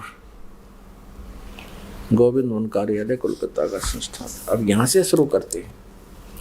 ये रुद्र संहिता 98वां पृष्ठ शुरू करेंगे हम। संक्षिप्त शिव पुराण, ये रुद्र संहिता का 5वां अध्याय यहाँ समाप्त होता है। अपने पुत्र नारद की यह बात सुनकर लोक पितामह ब्रह्मा वहाँ इस प्रकार बोले। अब रुद्र संहिता का 6वां अध्याय हम पढ़ेंगे। ब्रह्मा जी ने कहा, ब्रह्मन देव शिरोमणे, तुम सदा समस्त जगत के उपकार में लगे रहते हो। तुमने लोगों के हित के कामना से ये बहुत उत्तम बात पूछी है। जिसमें समस्त चराचर जगत नष्ट हो गया था, सर्वत्र केवल अंधकार ही अंधकार था। न सूर्य दिखाई देते थे, न चंद्रमा, अनन्य ग्रहों और नक्षत्रों का भी पता नहीं था। न दिन होता था न रात। अग्नि, पृथ्वी, वायु और जल की भी सत्ता नहीं थी। उसमें तत्सद ब्रह्म, इस श्रुति में जो सत्य सुना जाता है एकमात्र वही शेष था। अब पृष्ठ 100 पे संक्षिप्त शिवपुराण रुद्र संहिता हम पढ़ रहे हैं। जिस परब्रह्म के विषय में ज्ञान और अज्ञान से पूर्ण उक्तियों द्वारा इस प्रकार विकल्प किए जाते हैं, उसने कुछ काल के बाद द्वितीय की इच्छा प्रकट की। उसके भीतर एक से अनेक होने का संकल्प उदित हुआ। तब उस निराकार परमात्मा ने अपनी लीला शक्ति से अपने लिए मूर्ति की कल्पना की। जो मूर्ति रहित परम ब्रह्म है, उसकी मूर्ति भगवान सदाशिव हैं। अर्वाचीन और प्राचीन विद्वान उन्हीं को ईश्वर कहते हैं। उस समय एकाकी रहकर स्वेच्छानुसार विहार करने वाले उन सदाशिव ने अपने विग्रह से स्वयं ही एक स्वरूप भूता शक्ति की सृष्टि की, जो उनके अपने श्री अंग से कभी अलग होने वाली नहीं थी। उस पराशक्ति को प्रधान प्रकृति, अब ध्यान करना, ये कौन है? ये दुर्गा है, जो इस काल के शरीर से निकली। उस समय एकाकी रहकर स्वेच्छानुसार विहार करने वाले सदाशिव ने, सदाशिव कौन है? ये काल है। अपने विग्रह माने शरीर से स्वयं ही एक स्वरूप भूता शक्ति की सृष्टि की, ये ब्रह्मा जी बता रहे हैं। अब परमेश्वर कबीर जी ने बताया कि काल ने दुर्गा को खा लिया था, उसके पेट से परमेश्वर कबीर जी ने इसको अलग किया था। यहाँ इनकी मिलती जुलती सी बात है, क्योंकि कबीर परमेश्वर जी ने ब्रह्मा जी को ये ज्ञान सुनाया था और ब्रह्मा जी ने कुछ अपना अनुभव, कुछ कबीर जी का ज्ञान मिला करके इसको सिरे चढ़ाया। उस समय एकाकी रहकर स्वेच्छा अनुसार विहार करने वाले उन सदाशिव ने अपने विग्रह माने शरीर से स्वयं ही एक सर्वभूता शक्ति की सृष्टि की, जो उनके अपने श्रीअंग से कभी अलग होने वाली नहीं थी। उस पराशक्ति को प्रधान प्रकृति गुणवती माया बुद्धि तत्व की जननी तथा विकार रहित बताया गया है। वह शक्ति अंबिका कही गई है। उसी को प्रकृति, ये ध्यान से याद रखना कि दुर्गा को प्रकृति भी कहते हैं। सर्वेश्वरी और त्रिदेव जननी, तीनों देवताओं की माता ब्रह्मा जी, विष्णु जी, शिव जी की जननी श्री दुर्गा जी को कहते हैं। वो त्रिदेव जननी, नित्य और मूल कारण भी कहते हैं। सदाशिव द्वारा प्रकट की गई उस शक्ति के 8 भुजाएं हैं। अंडरस्टूड हो गया कि इस दुर्गा के बारे में है। नाना प्रकार के आभूषण उसके श्री अंगों की शोभा बढ़ाते हैं। वह देवी नाना प्रकार की गतियों से संपन्न है और अनेक प्रकार के अस्त्र शस्त्र धारण करती है। क्लियर? एकाकिनी होकर भी वह समय संयोग वसात, वह माया संयोग वसात अनेक हो जाती है। इसी ने 3 रूप धारण किए थे, सावित्री, लक्ष्मी और उमा, जो ब्रह्मा विष्णु और शिव से विवाह किया था। एकाकिनी होकर भी वह माया संयोग वसात अनेक हो जाती है। वे जो सदाशिव हैं, ये सरपुरुष के बारे में जानकारी है, ब्रह्मा विष्णु महेश के पिता के विषय में, ये उन्हें परम पुरुष ईश्वर शिव शंभु और महेश्वर कहते हैं। अब देखना 101 पृष्ठ पर रुद्र संहिता का हम ये 6वां अध्याय पढ़ रहे हैं। वे अपने सारे अंगों पर भस्म रमाए रहते हैं। उन काल रूपी ब्रह्म ने, इसे काल कहो चाहे ब्रह्म कहो, शरपुरुष कहो, ज्योति निरंजन कहो, उन काल रूपी ब्रह्म ने एक ही समय शक्ति के साथ, नाथ नहीं है, शक्ति के साथ यानी दुर्गा के साथ शिवलोक नामक अक्षेत्र का निर्माण किया था। उस उत्तम अक्षेत्र को काशी कहते हैं। वह परम निर्वाण या मोक्ष का स्थान है जो सबके ऊपर विराजमान है। वे प्रिया और प्रियतम रूप शक्ति और शिव, प्रिया और प्रियतम यानी पत्नी और पति रूप में दुर्गा और ये काल रूपी ब्रह्म कहो चाहे इसको सदाशिव कहो, ब्रह्मा विष्णु महेश का पिता। दुर्गा और काल जो परमानंद स्वरूप है उस मनोरम क्षेत्र में नित्य निवास करते हैं। शिव और शिवाने, शिव यहाँ ये काल रूपी ब्रह्म है क्योंकि शिव का रूप धारण भी कर लेता है ये अपने पुत्र जैसा, क्योंकि अपने वास्तविक रूप में कभी किसी के समक्ष नहीं आता। ये शिव यानी इस काल रूपी ब्रह्म ने, ये काल रूपी ब्रह्म ने, शिव और शिवा ने, काल और दुर्गा ने प्रलय काल में भी उस अक्षेत्र को अपने सानिध्य से मुक्त नहीं किया है।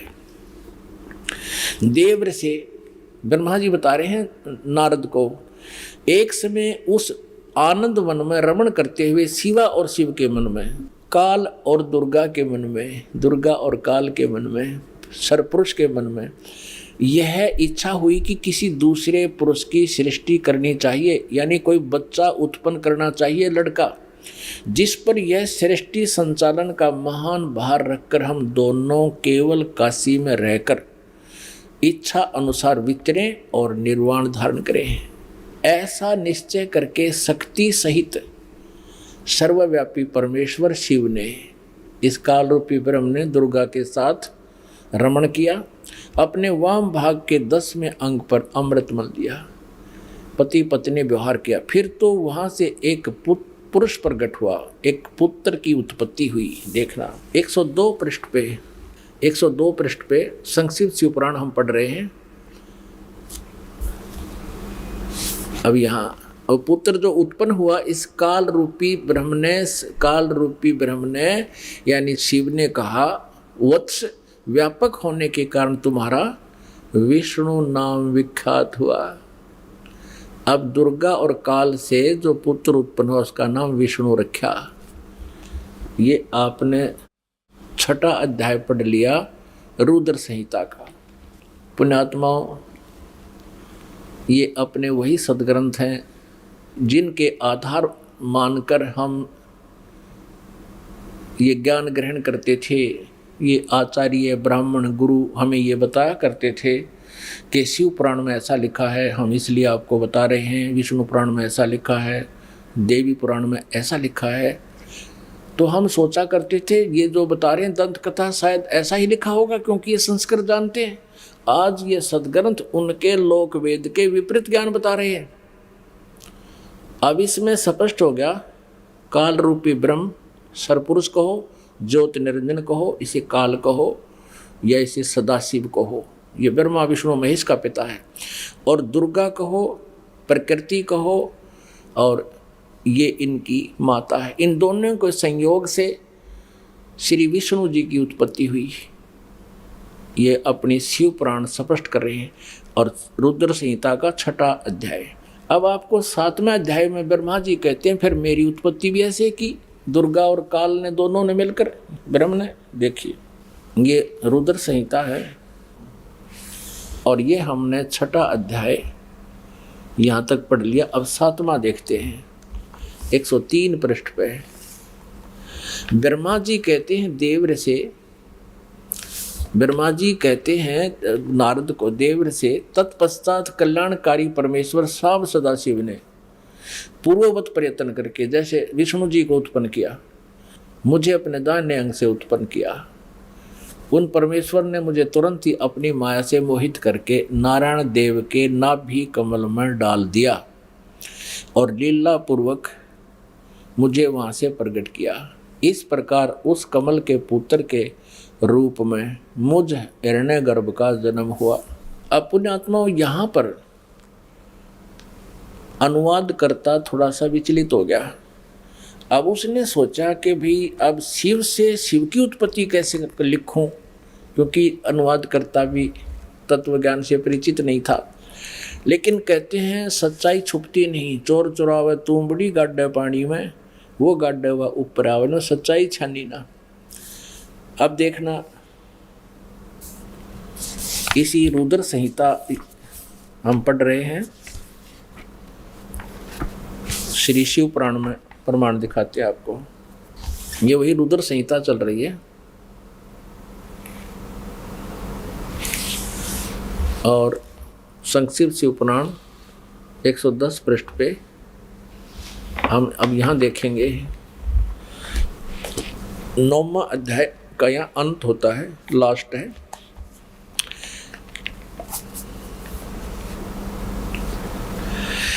इस प्रकार ब्रह्मा विष्णु और रुद्र इन 3 देवताओं में गुण हैं। इस प्रकार ब्रह्मा विष्णु रुद्र इन 3 देवताओं में गुण हैं, परंतु शिव गुणातीत माने गए हैं। अब देखो 3 ये है ब्रह्मा विष्णु और रुद्र, और ये काल रूपी ब्रह्म इनसे अलग है। 4 हो गए और स्पष्ट करते हैं। पवित्र श्रीमद् भगवत गीता में सृष्टि रचना का प्रमाण अध्याय नंबर 14 के मंत्र 3, 4, 5 में स्पष्ट हो जाता है कि रजगुण ब्रह्मा, सतगुण विष्णु, तमगुण शिव जी ये प्रकृति यानी दुर्गा से उत्पन्न हुए हैं। और यही पुराण बता रहे हैं, यही गीता जी प्रत्यक्ष कर रही है, स्पष्ट कर रही है। अध्याय नंबर 14 का ये देखिए, अध्याय नंबर 14 और ये देखिएगा मंत्र नंबर 3, 3, 4, 5 आपको सुनाते हैं। हे अर्जुन, मेरी महत ब्रह्म रूप मूल प्रकृति सभी संपूर्ण भूतों यानी प्राणियों की योनि अर्थात गर्भाधान स्थान है, और मैं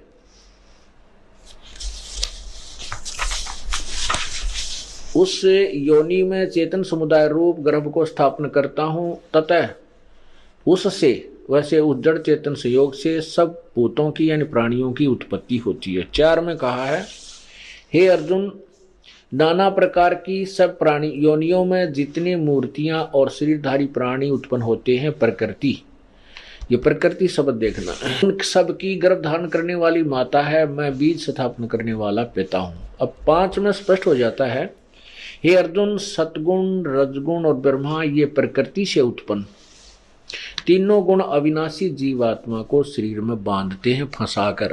अब जानिए इस्लाम धर्म की पवित्र पुस्तक कुरान शरीफ में सृष्टि रचना का प्रमाण। अब यहाँ कबीरन कहो, कबीर कहो, खबीर कहो, खबीरा कहो, ये इसी परमात्मा का एक भाषा में भिन्नता मंत्र है। अब यही नो की नो कुरान शरीफ है ना, कुरान मजीद नाम है इसी का, सिर्फ लिखने में अंतर किया है राइटर ने। अनुवाद करते समय वो कबीरन लिखो चाहे कबीरा लिखो, एक ही बात। देखिएगा ये कुरान मजीद है, वही की वही नो की नो, इसमें कोई अक्षर का भी अंतर नहीं है, लेकिन ये मजीद लिख दिया।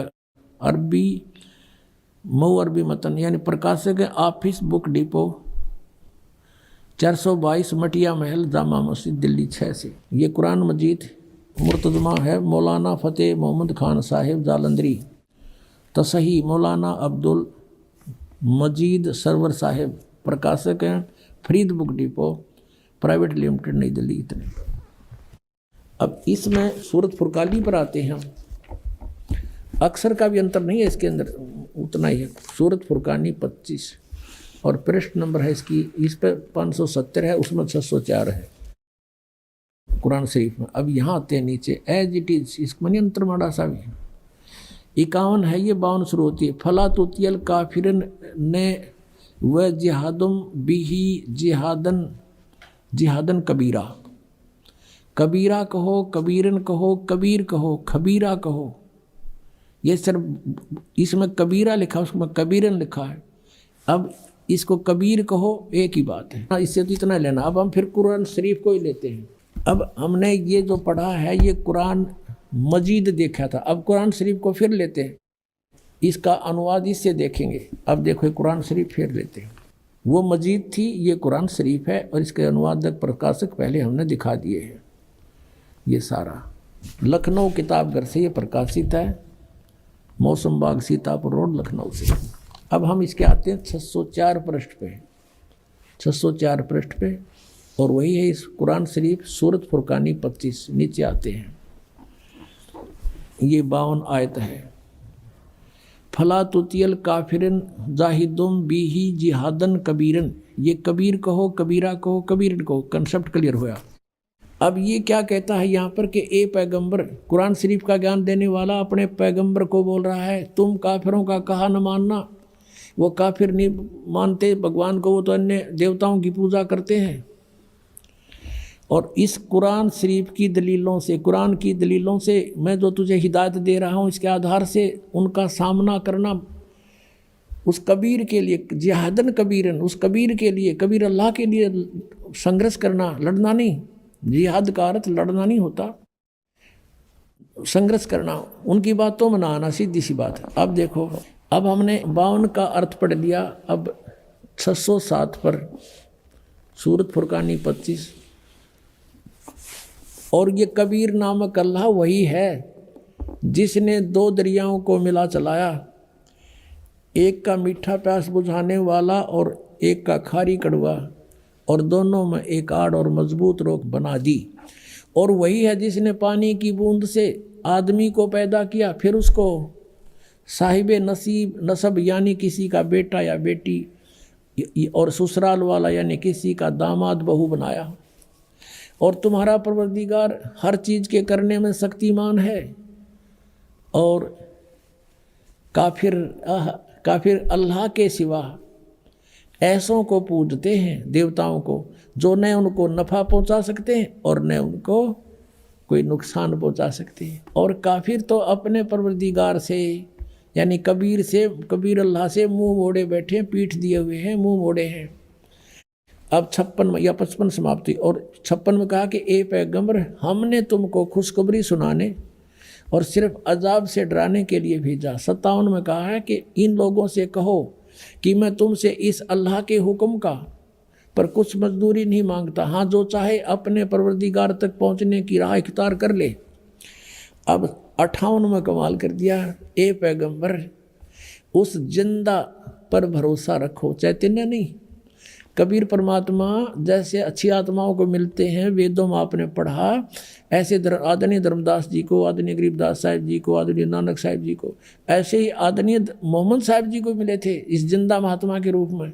लेकिन इन्होंने इनकी बात को स्वीकार नहीं किया था। और वो कुरान शरीफ ज्ञानदाता कहता उस जिंदा पर भरोसा कर रखो जो कभी मरने वाला नहीं है, वो अविनाशी है, वह जिंदा महात्मा रूप में तुझे मिला था।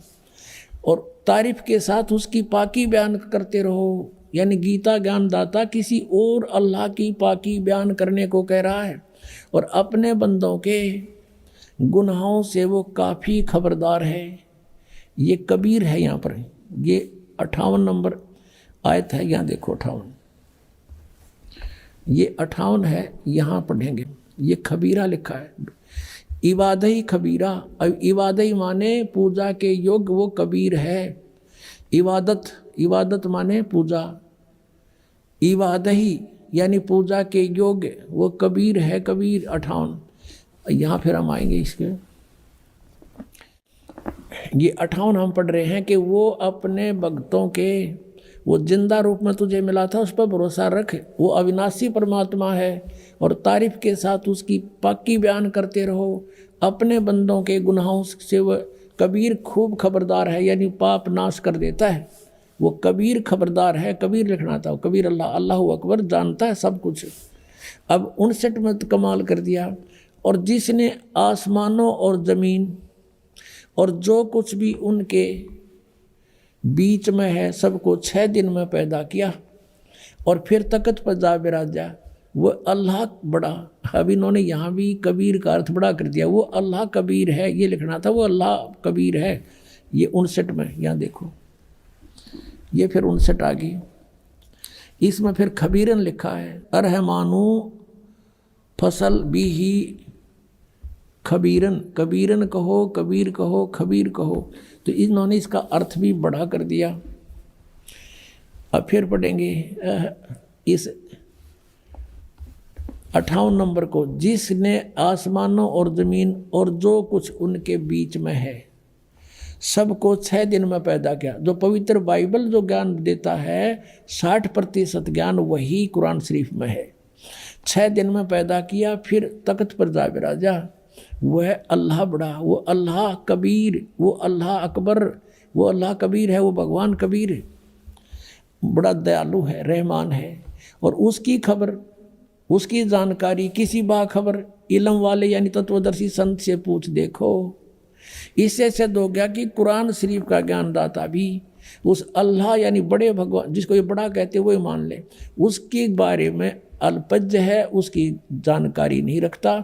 उसके लिए स्पष्ट किया है कि वो साकार परमात्मा है, उसका नाम कबीर है। 6 दिन में सृष्टि रची और 7वें दिन तख्त पर जा बैठा तो वो विराजमान हुआ है। तो एक देशीय है और साकार है, मनुष्य सदृश है, वो पवित्र बाइबल ने।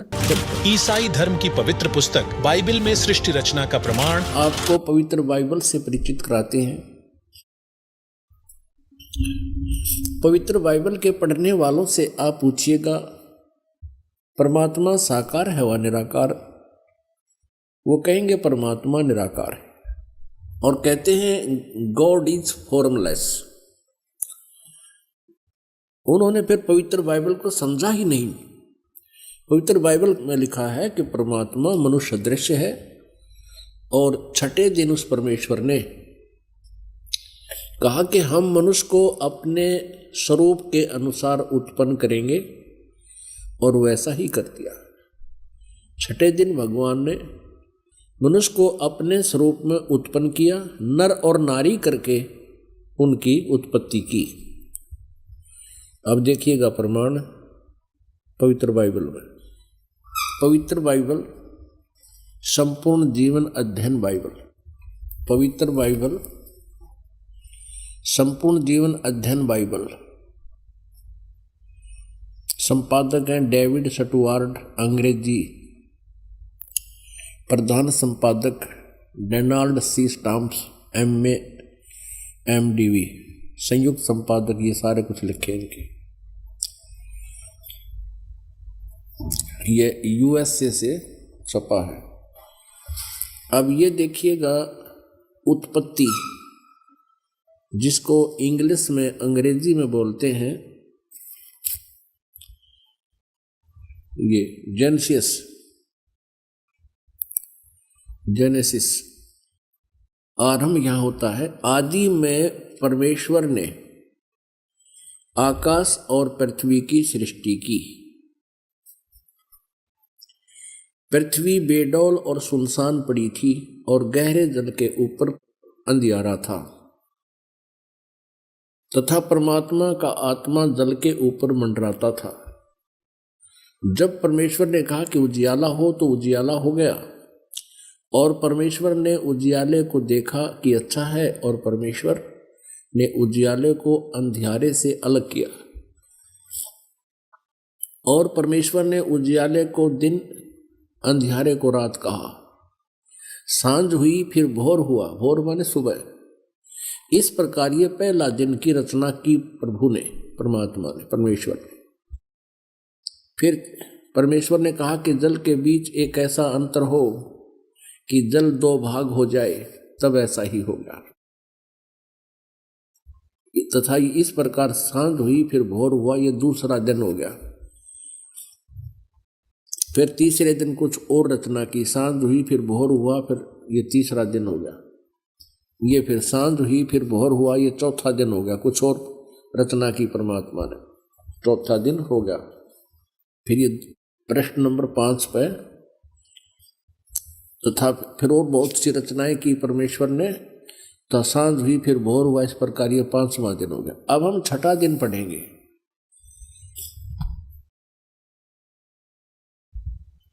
फिर परमेश्वर ने कहा कि हम मनुष्य को अपने स्वरूप के अनुसार अपनी समानता में बनाएं और वे समुद्र की मछलियों और आकाश के पक्षियों और घरेलू पशुओं और सारी पृथ्वी पर और सब रेंगने वाले जंतुओं पर जो पृथ्वी पर रेंगते हैं अधिकार रखें, यानी उनसे बुद्धिमान हो। तब परमेश्वर ने मनुष्य को अपने स्वरूप के अनुसार उत्पन्न किया। अपने ही स्वरूप के अनुसार परमेश्वर ने उसको उत्पन्न किया, नर और नारी करके उसने मनुष्यों की सृष्टि की। पुण्यात्माओं फिर पढ़ लो। तब परमेश्वर ने मनुष्य को अपने स्वरूप के अनुसार उत्पन्न किया। अपने ही स्वरूप के अनुसार परमेश्वर ने उसको उत्पन्न किया, नर और नारी करके मनुष्यों की सृष्टि की। अब पवित्र बाइबल में उत्पत्ति ग्रंथ अध्याय नंबर 1 का श्लोक नंबर 26 है। ये इसमें स्पष्ट कर दिया है कि परमात्मा मनुष्य जैसा है, उसने मनुष्य को अपने जैसा बनाया है, नर और नारी करके उसकी उत्पत्ति की। आगे परमेश्वर ने एक और कमाल किया है कि मनुष्यों के लिए मांस खाने का आदेश उस परम पिता का नहीं है जिसने सब ब्रह्मांडों की रचना की, जो कुल का मालिक है। आगे देखिएगा, इसी उत्पत्ति ग्रंथ में ये 26 नंबर हमने पढ़ लिया। 27 नंबर में कि मनुष्य 27, 26 और 27 में यही व्यवस्था बताई है कि 27 श्लोक में लिखा है कि तब परमेश्वर ने मनुष्य को अपने स्वरूप के अनुसार उत्पन्न किया। अपने स्वरूप के अनुसार परमेश्वर ने उसको उत्पन्न किया और नर और नारी करके मनुष्यों की सृष्टि की। अब 29 श्लोक में देखो, फिर परमेश्वर ने उनसे कहा, मनुष्यों को, सुनो, जितने बीज वाले छोटे छोटे पेड़ सारी पृथ्वी के ऊपर हैं और जितने वृक्षों में बीज वाले फल होते हैं, वे सब मैंने तुमको दिए हैं, वे तुम्हारे भोजन के लिए हैं। अब पूर्ण परमात्मा का कोई आदेश नहीं है मांस आहार करने का किसी भी मनुष्य को। और ये कितना बुरी तरह खाते हैं ये ईसाई लोग। तब सांझ हुई फिर भोर हुआ, इस प्रकार 6वां दिन हो गया। ये और बहुत सी रचनाएं की इसके बाद। अब 7वां दिन देखो,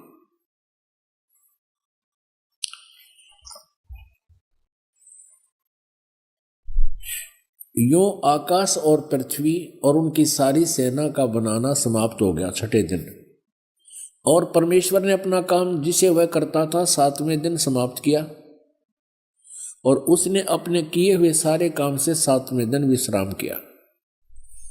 और परमेश्वर ने 7वें दिन को आशीष दिया, उसे पवित्र ठहराया, सृष्टि के सारी रचना के काम से विश्राम। दर्शकों, उपरोक्त प्रमाणों को देखने के बाद आप सभी को यह तो मालूम हो ही गया होगा कि सर्व ब्रह्मांडों का रचनहार परमात्मा कबीरदेव अर्थात कबीर परमेश्वर है। वहीं कबीर परमेश्वर के विषय में विस्तृत जानकारी जानने के लिए संत रामपाल जी महाराज YouTube चैनल प्रतिदिन देखें तथा बिना विलंब किए जगत गुरु तत्वदर्शी संत रामपाल जी महाराज से नाम उपदेश लेकर कबीर परमात्मा की सतभक्ति प्राप्त कीजिए, जिससे मनुष्य जीवन के मूल उद्देश्य अर्थात पूर्ण मोक्ष यानी जन्म मृत्यु से सदा के लिए मुक्ति मिल सके।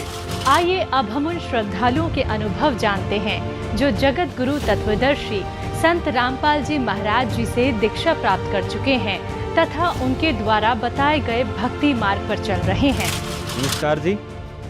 सर साहिब। क्या नाम है जी आपका? ममता दासी। बहन जी, आप कहाँ के रहने वाले हैं? सर हम अमृतसर के रहने वाले हैं। बहन जी, संत रामपाल जी महाराज से नाम दीक्षा आपने कब ली? सर 2016 में नाम दीक्षा ली थी संत रामपाल जी महाराज जी से। बहन जी, संत रामपाल जी महाराज से नाम दीक्षा लेने से पहले क्या आप कोई भक्ति साधना भी करते थे? जी सर, बहुत सारी भक्ति साधना करते थे।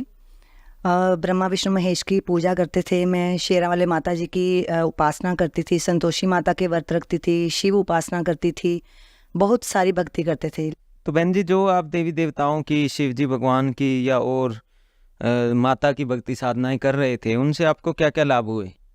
भक्ति करते करते मेरे घर में कोई भी मतलब लाभ नहीं हुआ। मैं श्री कृष्ण जी को इष्ट मानती थी, तो उन्हीं के आगे मैं रोती रहती थी कि मैं इतनी पूजा भी करती हूँ, फिर भी ये दुख अंत क्यों नहीं हो रहा है, ऐसा मेरे साथ क्यों हो रहा है। और बच्चे बीमार रहते थे, मैं भी बीमार रहती थी, कभी कोई ना कोई हमारे दिक्कत रहती थी, कभी भाई बहनों में, घर में, परिवार में झगड़ा हमेशा रहता ही था। जब भी सुबह उठती थी यही होता था कि किसी ना किसी बात से झगड़ा ना हो जाए, और झगड़ा इतना होता था कि मरने मराने तक की बात पहुंच जाती थी। मेरे पति मतलब शराब भी पीते थे और सिगरेट वगैरह ये सब कुछ वो खाते पीते थे, नॉन वेज वगैरह सब कुछ वो खाते थे, और जिससे हमें बहुत परेशानी होती थी। अंदर अंदर रोती रहती थी कि हे कृष्ण जी, हे माता जी, हे गणेश जी। मैं जिन जिन की भक्ति करती थी मैं उनको कहती थी, पीरा की भी मैं बहुत भक्ति करती थी, नूरे शाह में जाती थी, मैं उनको बोलती थी कि मेरे देख चढ़ाई मैंने वहाँ पे कि मेरे पति जो हैं वो ये सब चीज़ों को छोड़ दे, घर में जो शांति रहे और खुशहाली रहे। तो लेकिन ऐसा मुझे कुछ भी लाभ नहीं हुआ। शिव जी भी मुझे दर्शन देते थे तो ये बोलते थे कि तू ओम नमः शिवाय का जाप कर और तू जो कहेगी वो तुम्हें मिलेगा, और ममता ममता कह के मेरा नाम पुकार के मुझे उठाते थे, जगाते थे। मेरे घर वालों को भी पता लग जाता था, जब मैं उठती थी, बातें करती थी, आंखें मेरी बंद होती थी लेकिन मुझे वो नज़र आते थे कि वो मुझसे बात कर रहे हैं। मैंने बाबालाल जी का भी नामदान लिया हुआ था। उससे पहले मैंने अमृत छका था श्री दरबार साहब जी में। मैं शुरू से ही ना गुरु की तलाश में थी कि कोई सच्चा गुरु मिले, ऐसा गुरु मिले जो मुझे मतलब पढ़ के बताए, जो मुझे इन ग्रंथों के बारे में बताए। तो बहन जी, आपने बताया कि जो आप पहले देवी देवताओं की भक्ति साधनाएं करते थे उनसे आपको कोई लाभ नहीं हो रहा था, लेकिन आपके परिवार में बहुत ज़्यादा ही क्लेश रहता था। तो फिर संत रामपाल जी महाराज की जानकारी इन दिक्कतों के बीच में आपको कैसे हुई? सर ऐसा है कि संत रामपाल जी महाराज जी की जानकारी न्यू कॉलोनी में हमने घर लिया। मंजू बहन हमारे घर के पास रहती थी, उन्होंने मुझे ज्ञान गंगा बुक दी, तो मैंने ज्ञान गंगा बुक पढ़ी, उसमें सृष्टि रचना को मैंने पढ़ा तो मैं एकदम से हैरान हो गई। मतलब ये सृष्टि रचना में मतलब शेरावाले माता जी के बारे में क्या लिखा हुआ है। तो मैंने उसको बुक वापस की, फिर उसने मुझे बुक दी तो उसने कहा कि एक बार दोबारा से पढ़, तेरे को समझ नहीं आ रही। लेकिन मैंने बुक की तरफ इतना गौर नहीं किया, थोड़ा बहुत पढ़ा। लेकिन उस समय हमारे घर में कुछ कलेश हो गया मेरे भाई बहनों को लेके, तो मैं बहुत परेशान थी। तो मैंने बाबालाल जी के आगे रोई, जिनको हम मानते थे। तो मैंने कहा कि मुझे परमात्मा चाहिए, कि मैंने बुक में पढ़ रही हूँ कि कोई परमात्मा है, तो ये परमात्मा कौन है मुझे चाहिए। उसी शाम को जब मैं घर से बाहर निकली तो हमारी वही पड़ोसन मंजू बहन जो है, तो उनके घर में सत्संग लगा हुआ था साधना चैनल के ऊपर, 7:30 का टाइम था। मैंने उसको बारी से आवाज़ लगाई कि मंजू, मैं बहुत परेशान हूँ, क्या मैं सत्संग सुन सकती हूँ? उसने कहा कि बहुत सालों से मैं तुम्हें बोल रही हूँ कि तू सत्संग सुन ले, लेकिन तू खुद ही नहीं आती है, आजा तू सत्संग सुन ले। मैंने भगत उनके घर में सत्संग सुना तो एक ऐसा चमत्कार था कि जो संत रामपाल जी महाराज सत्संग में बता रहे थे मुझे ऐसा फील हो रहा था कि सारी बातें वो मुझे ही बता रहे हैं, मेरे बारे में ही सब कुछ कह रहे हैं।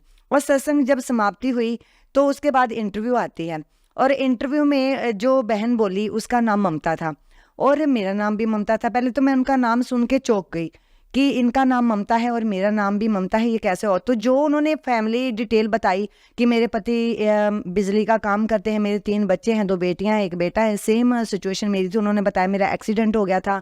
तो ऐसे मैं बहुत रोई, बहुत ज़्यादा रोई। और बाद में मैंने उनके घर से उठ के आई तो फिर घर में जोत जलाई, बाबालाल जी की जोत जलाते थे हम।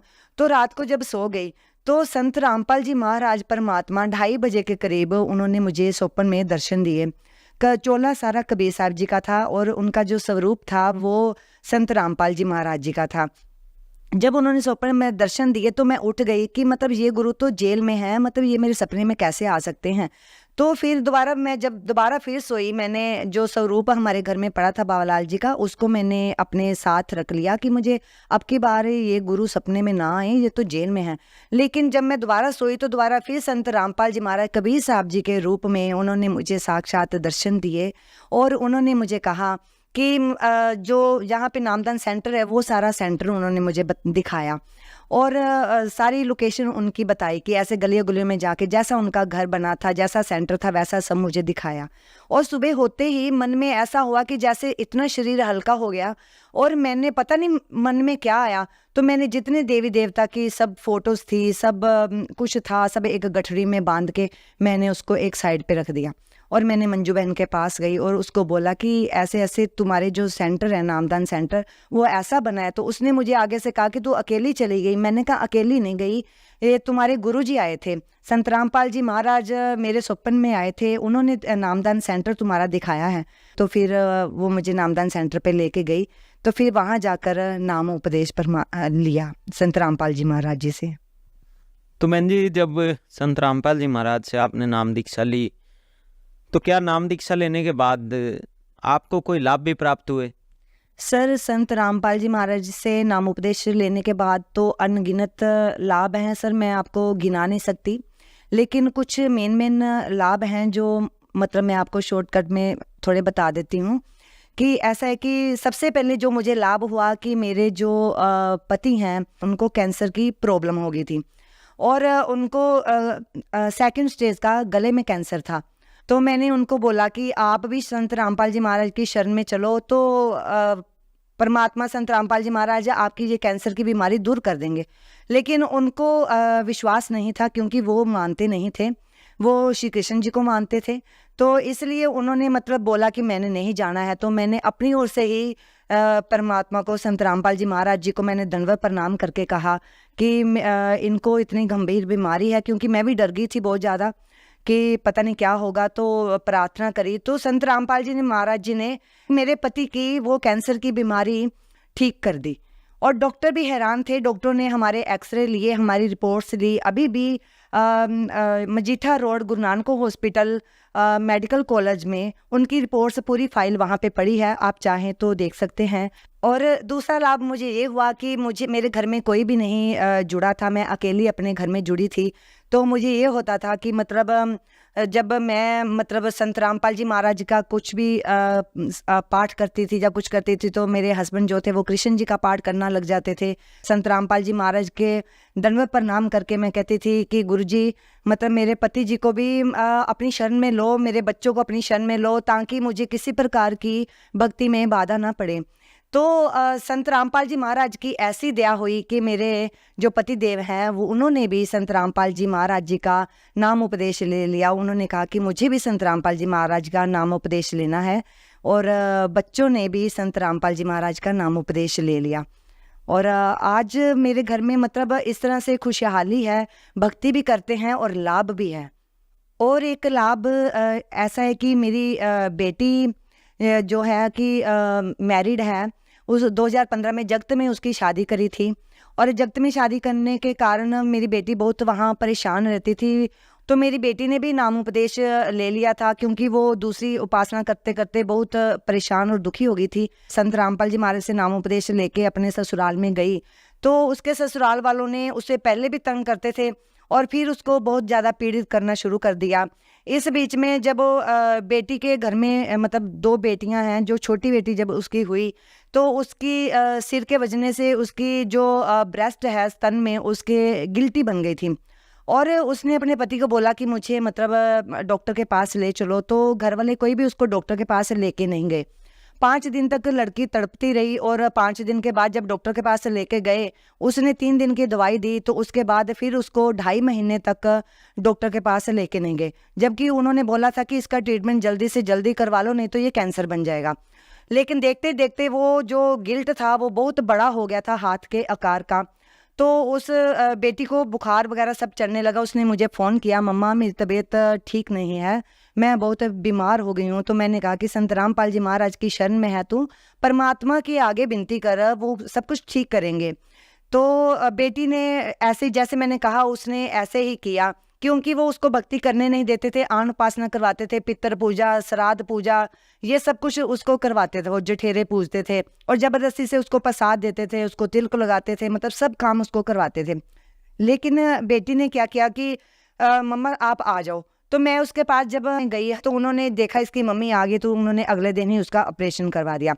लेकिन ऑपरेशन में क्या हुआ, डॉक्टर ने कहा हम पस निकाल सकते हैं, हम गिल्ट निकाल नहीं सकते, क्योंकि गिल्ट जो है वो बहुत बड़ा हो चुका है और इसके कारण अगर हम इसको छेड़ेंगे तो लड़की की मतलब इसको कुछ भी नुकसान हो सकता है। तो इस बीच उन्होंने क्या किया कि उसकी पस निकाल दी, लेकिन उसके जो ब्रेस्ट में इतना बड़ा होल हो गया कि 3 बंडल पट्टियों के उसकी मतलब ब्रेस्ट के अंदर डॉक्टर भरते थे। तो इतना बड़ा जख्म हो गया था और दूसरे दिन फिर ऑपरेट के दूसरे एक दिन छोड़ के दूसरे दिन फिर जाना था पट्टी करवाने के लिए। तो वो मेरा हाथ पकड़ के बहुत रोई, मम्मा मुझे बहुत पेन हुआ था। तो जब उन्होंने पट्टियाँ फिल की हैं, आज फिर पट्टियाँ फिल होनी है, तो मेरे से बर्दाश्त नहीं होगा, मैं तो वहीं मर जाऊंगी। तो बंदी छोड़ संत रामपाल जी महाराज को याद करके बहुत जोर जोर से रोने लग गई और डॉक्टर ने कहा था कि मतलब ये जो गिल्ट है ये ठीक नहीं हो सकता, भगवान ही ठीक कर सकते हैं। तो जब वो रोती रोती फिर सो गई, रात को सो गई, तो जब सुबह उठी तो मैं भी उसके पास ही थी, वहाँ गई हुई थी, तो मुझे भी परमात्मा के संत रामपाल जी महाराज के दर्शन हुए कि संत रामपाल जी महाराज हम जहाँ जा रहे हैं वहाँ पहले ही खड़े हैं। बेटी ने मुझे कहा तो मैंने उसको कहा मुझे दर्शन हुए, उसने कहा मम्मा मुझे भी दर्शन हुए। और संत रामपाल जी महाराज का इतना विराट रूप हो गया कि उन्होंने गुड़िया को ऐसे फूलों की तरह हाथों पे उठा लिया और उसे सिर पे दोनों हाथ रख के उसे आशीर्वाद दिया कि हवा में ऐसे उसको अपने हाथों पे आशीर्वाद देके हाथों पे उठा लिया और उसको कहा कि बेटी तू चिंता न कर, मैं तेरे साथ हूँ, तो कबीर परमात्मा तुम्हारे साथ हैं। तो इतना कह के उसकी मतलब जाग खुल गई। और उसके बाद 10 बजे उसने जाना था हॉस्पिटल। जब हॉस्पिटल गई और डॉक्टर पट्टी भरने लगे तो भगत जी डॉक्टर खुद हैरान हो गई कि जिस सुराख में जिसको भरने के लिए 3.5-4 महीने लगने थे, उस सुराख में एक पट्टी का आधा हिस्सा ही गया। और डॉक्टर कहने लगी कि ये कैसे हो सकता है, मतलब मैंने बहुत ऑपरेट किए हैं, ऐसा चमत्कार कभी नहीं हुआ। देखते देखते 1 हफ्ते में बिल्कुल ही उसका जख्म बिल्कुल भर गया, बंद हो गया, ठीक हो गया बिल्कुल, और वो गिल्ट भी बिल्कुल खत्म हो गया। ये संत रामपाल जी महाराज की दया से उसको जीवन दान मिला। लाभ तो बहुत है। मेरा बेटा जो उसने 2017 में नामोपदेश लिया था, तो बेटा मेरा भी आन उपासना करने लग गया था। नाम उपदेश लेके उसने मतलब नाम छोड़ दिया था और आन उपासना करने लग गया। मैंने मतलब मन ही मन बड़ी दुखी होती थी। इस बीच में जब रोहतक आश्रम पर गई, वहाँ जाकर मैंने दंडवत प्रणाम जब किया तो परमात्मा के आगे रोई कि मालिक बच्चे को अपनी शरण में लो। तो जब मैं वहाँ से आई तो आते ही मतलब ऐसा चमत्कार हुआ कि 2022 में मेरे बेटे ने मतलब खुद ही वो संत रामपाल जी महाराज का सत्संग सुन रहा था। तो मुझे कहता कि मम्मा मुझे संत रामपाल जी महाराज की शरण में जाना है, मुझे पूर्ण उपदेश करवा दीजिए। तो सबसे बड़ी ये भी मेरे को टेंशन थी, भक्ति नहीं कर पाती थी, भक्ति में ये टेंशन भी मेरे लिए बाधा थी। परमात्मा ने, संत रामपाल जी महाराज ने मेरी ये बाधा भी दूर करी। और एक और लाभ ये हुआ कि मेरी छोटी बेटी जो है, मुझे उसको लेके भी बड़ी टेंशन थी कि शादी करेंगे, क्योंकि बड़ी बेटी की शादी में भी बहुत पैसा लग गया था। तो उसको लेके मुझे बहुत टेंशन थी कि इसकी शादी करेंगे, इतना पैसा कहाँ से इकट्ठा करेंगे, कहाँ से आएगा, ये हम कैसे करेंगे, ये सोचती थी मैं। तो उन्होंने बोला कि रमैनी जो है उसमें कोई खर्चा नहीं लगेगा, जो भी मतलब खर्चा होता है, जो भी सब कुछ वो संत रामपाल जी महाराज जी की ओर से ही होता है। मेरा मतलब कोई भी खर्चा नहीं हुआ और 1 रुपए का भी नहीं खर्चा लगा और भक्त परिवार में उसकी शादी हुई है। और जो भक्त परिवार है हरप्रीत सिंह है भी जो फतेहगढ़ से हैं, मतलब बहुत ही अच्छी फैमिली है और मुझे उसकी बिल्कुल भी टेंशन नहीं है। ये भी मेरे लिए बहुत बड़ा लाभ है। तो बहन जी, आपने बताया कि संत रामपाल जी से नाम दीक्षा लेने के बाद आपके परिवार में खुशियां ही खुशियां हो गई। तो जो श्रद्धालु आज आपको सुन रहे हैं, आप उन्हें क्या संदेश देना चाहेंगे? मैं सिर्फ इतना कहना चाहती हूँ कि संत रामपाल जी महाराज धरती पे अवतार हुए हैं। इनकी शरण में आके अपने जो है जीवन का उद्धार कीजिए और सत भक्ति करके सत मार्ग प्राप्त कीजिए। धन्यवाद जी। सत साहिब।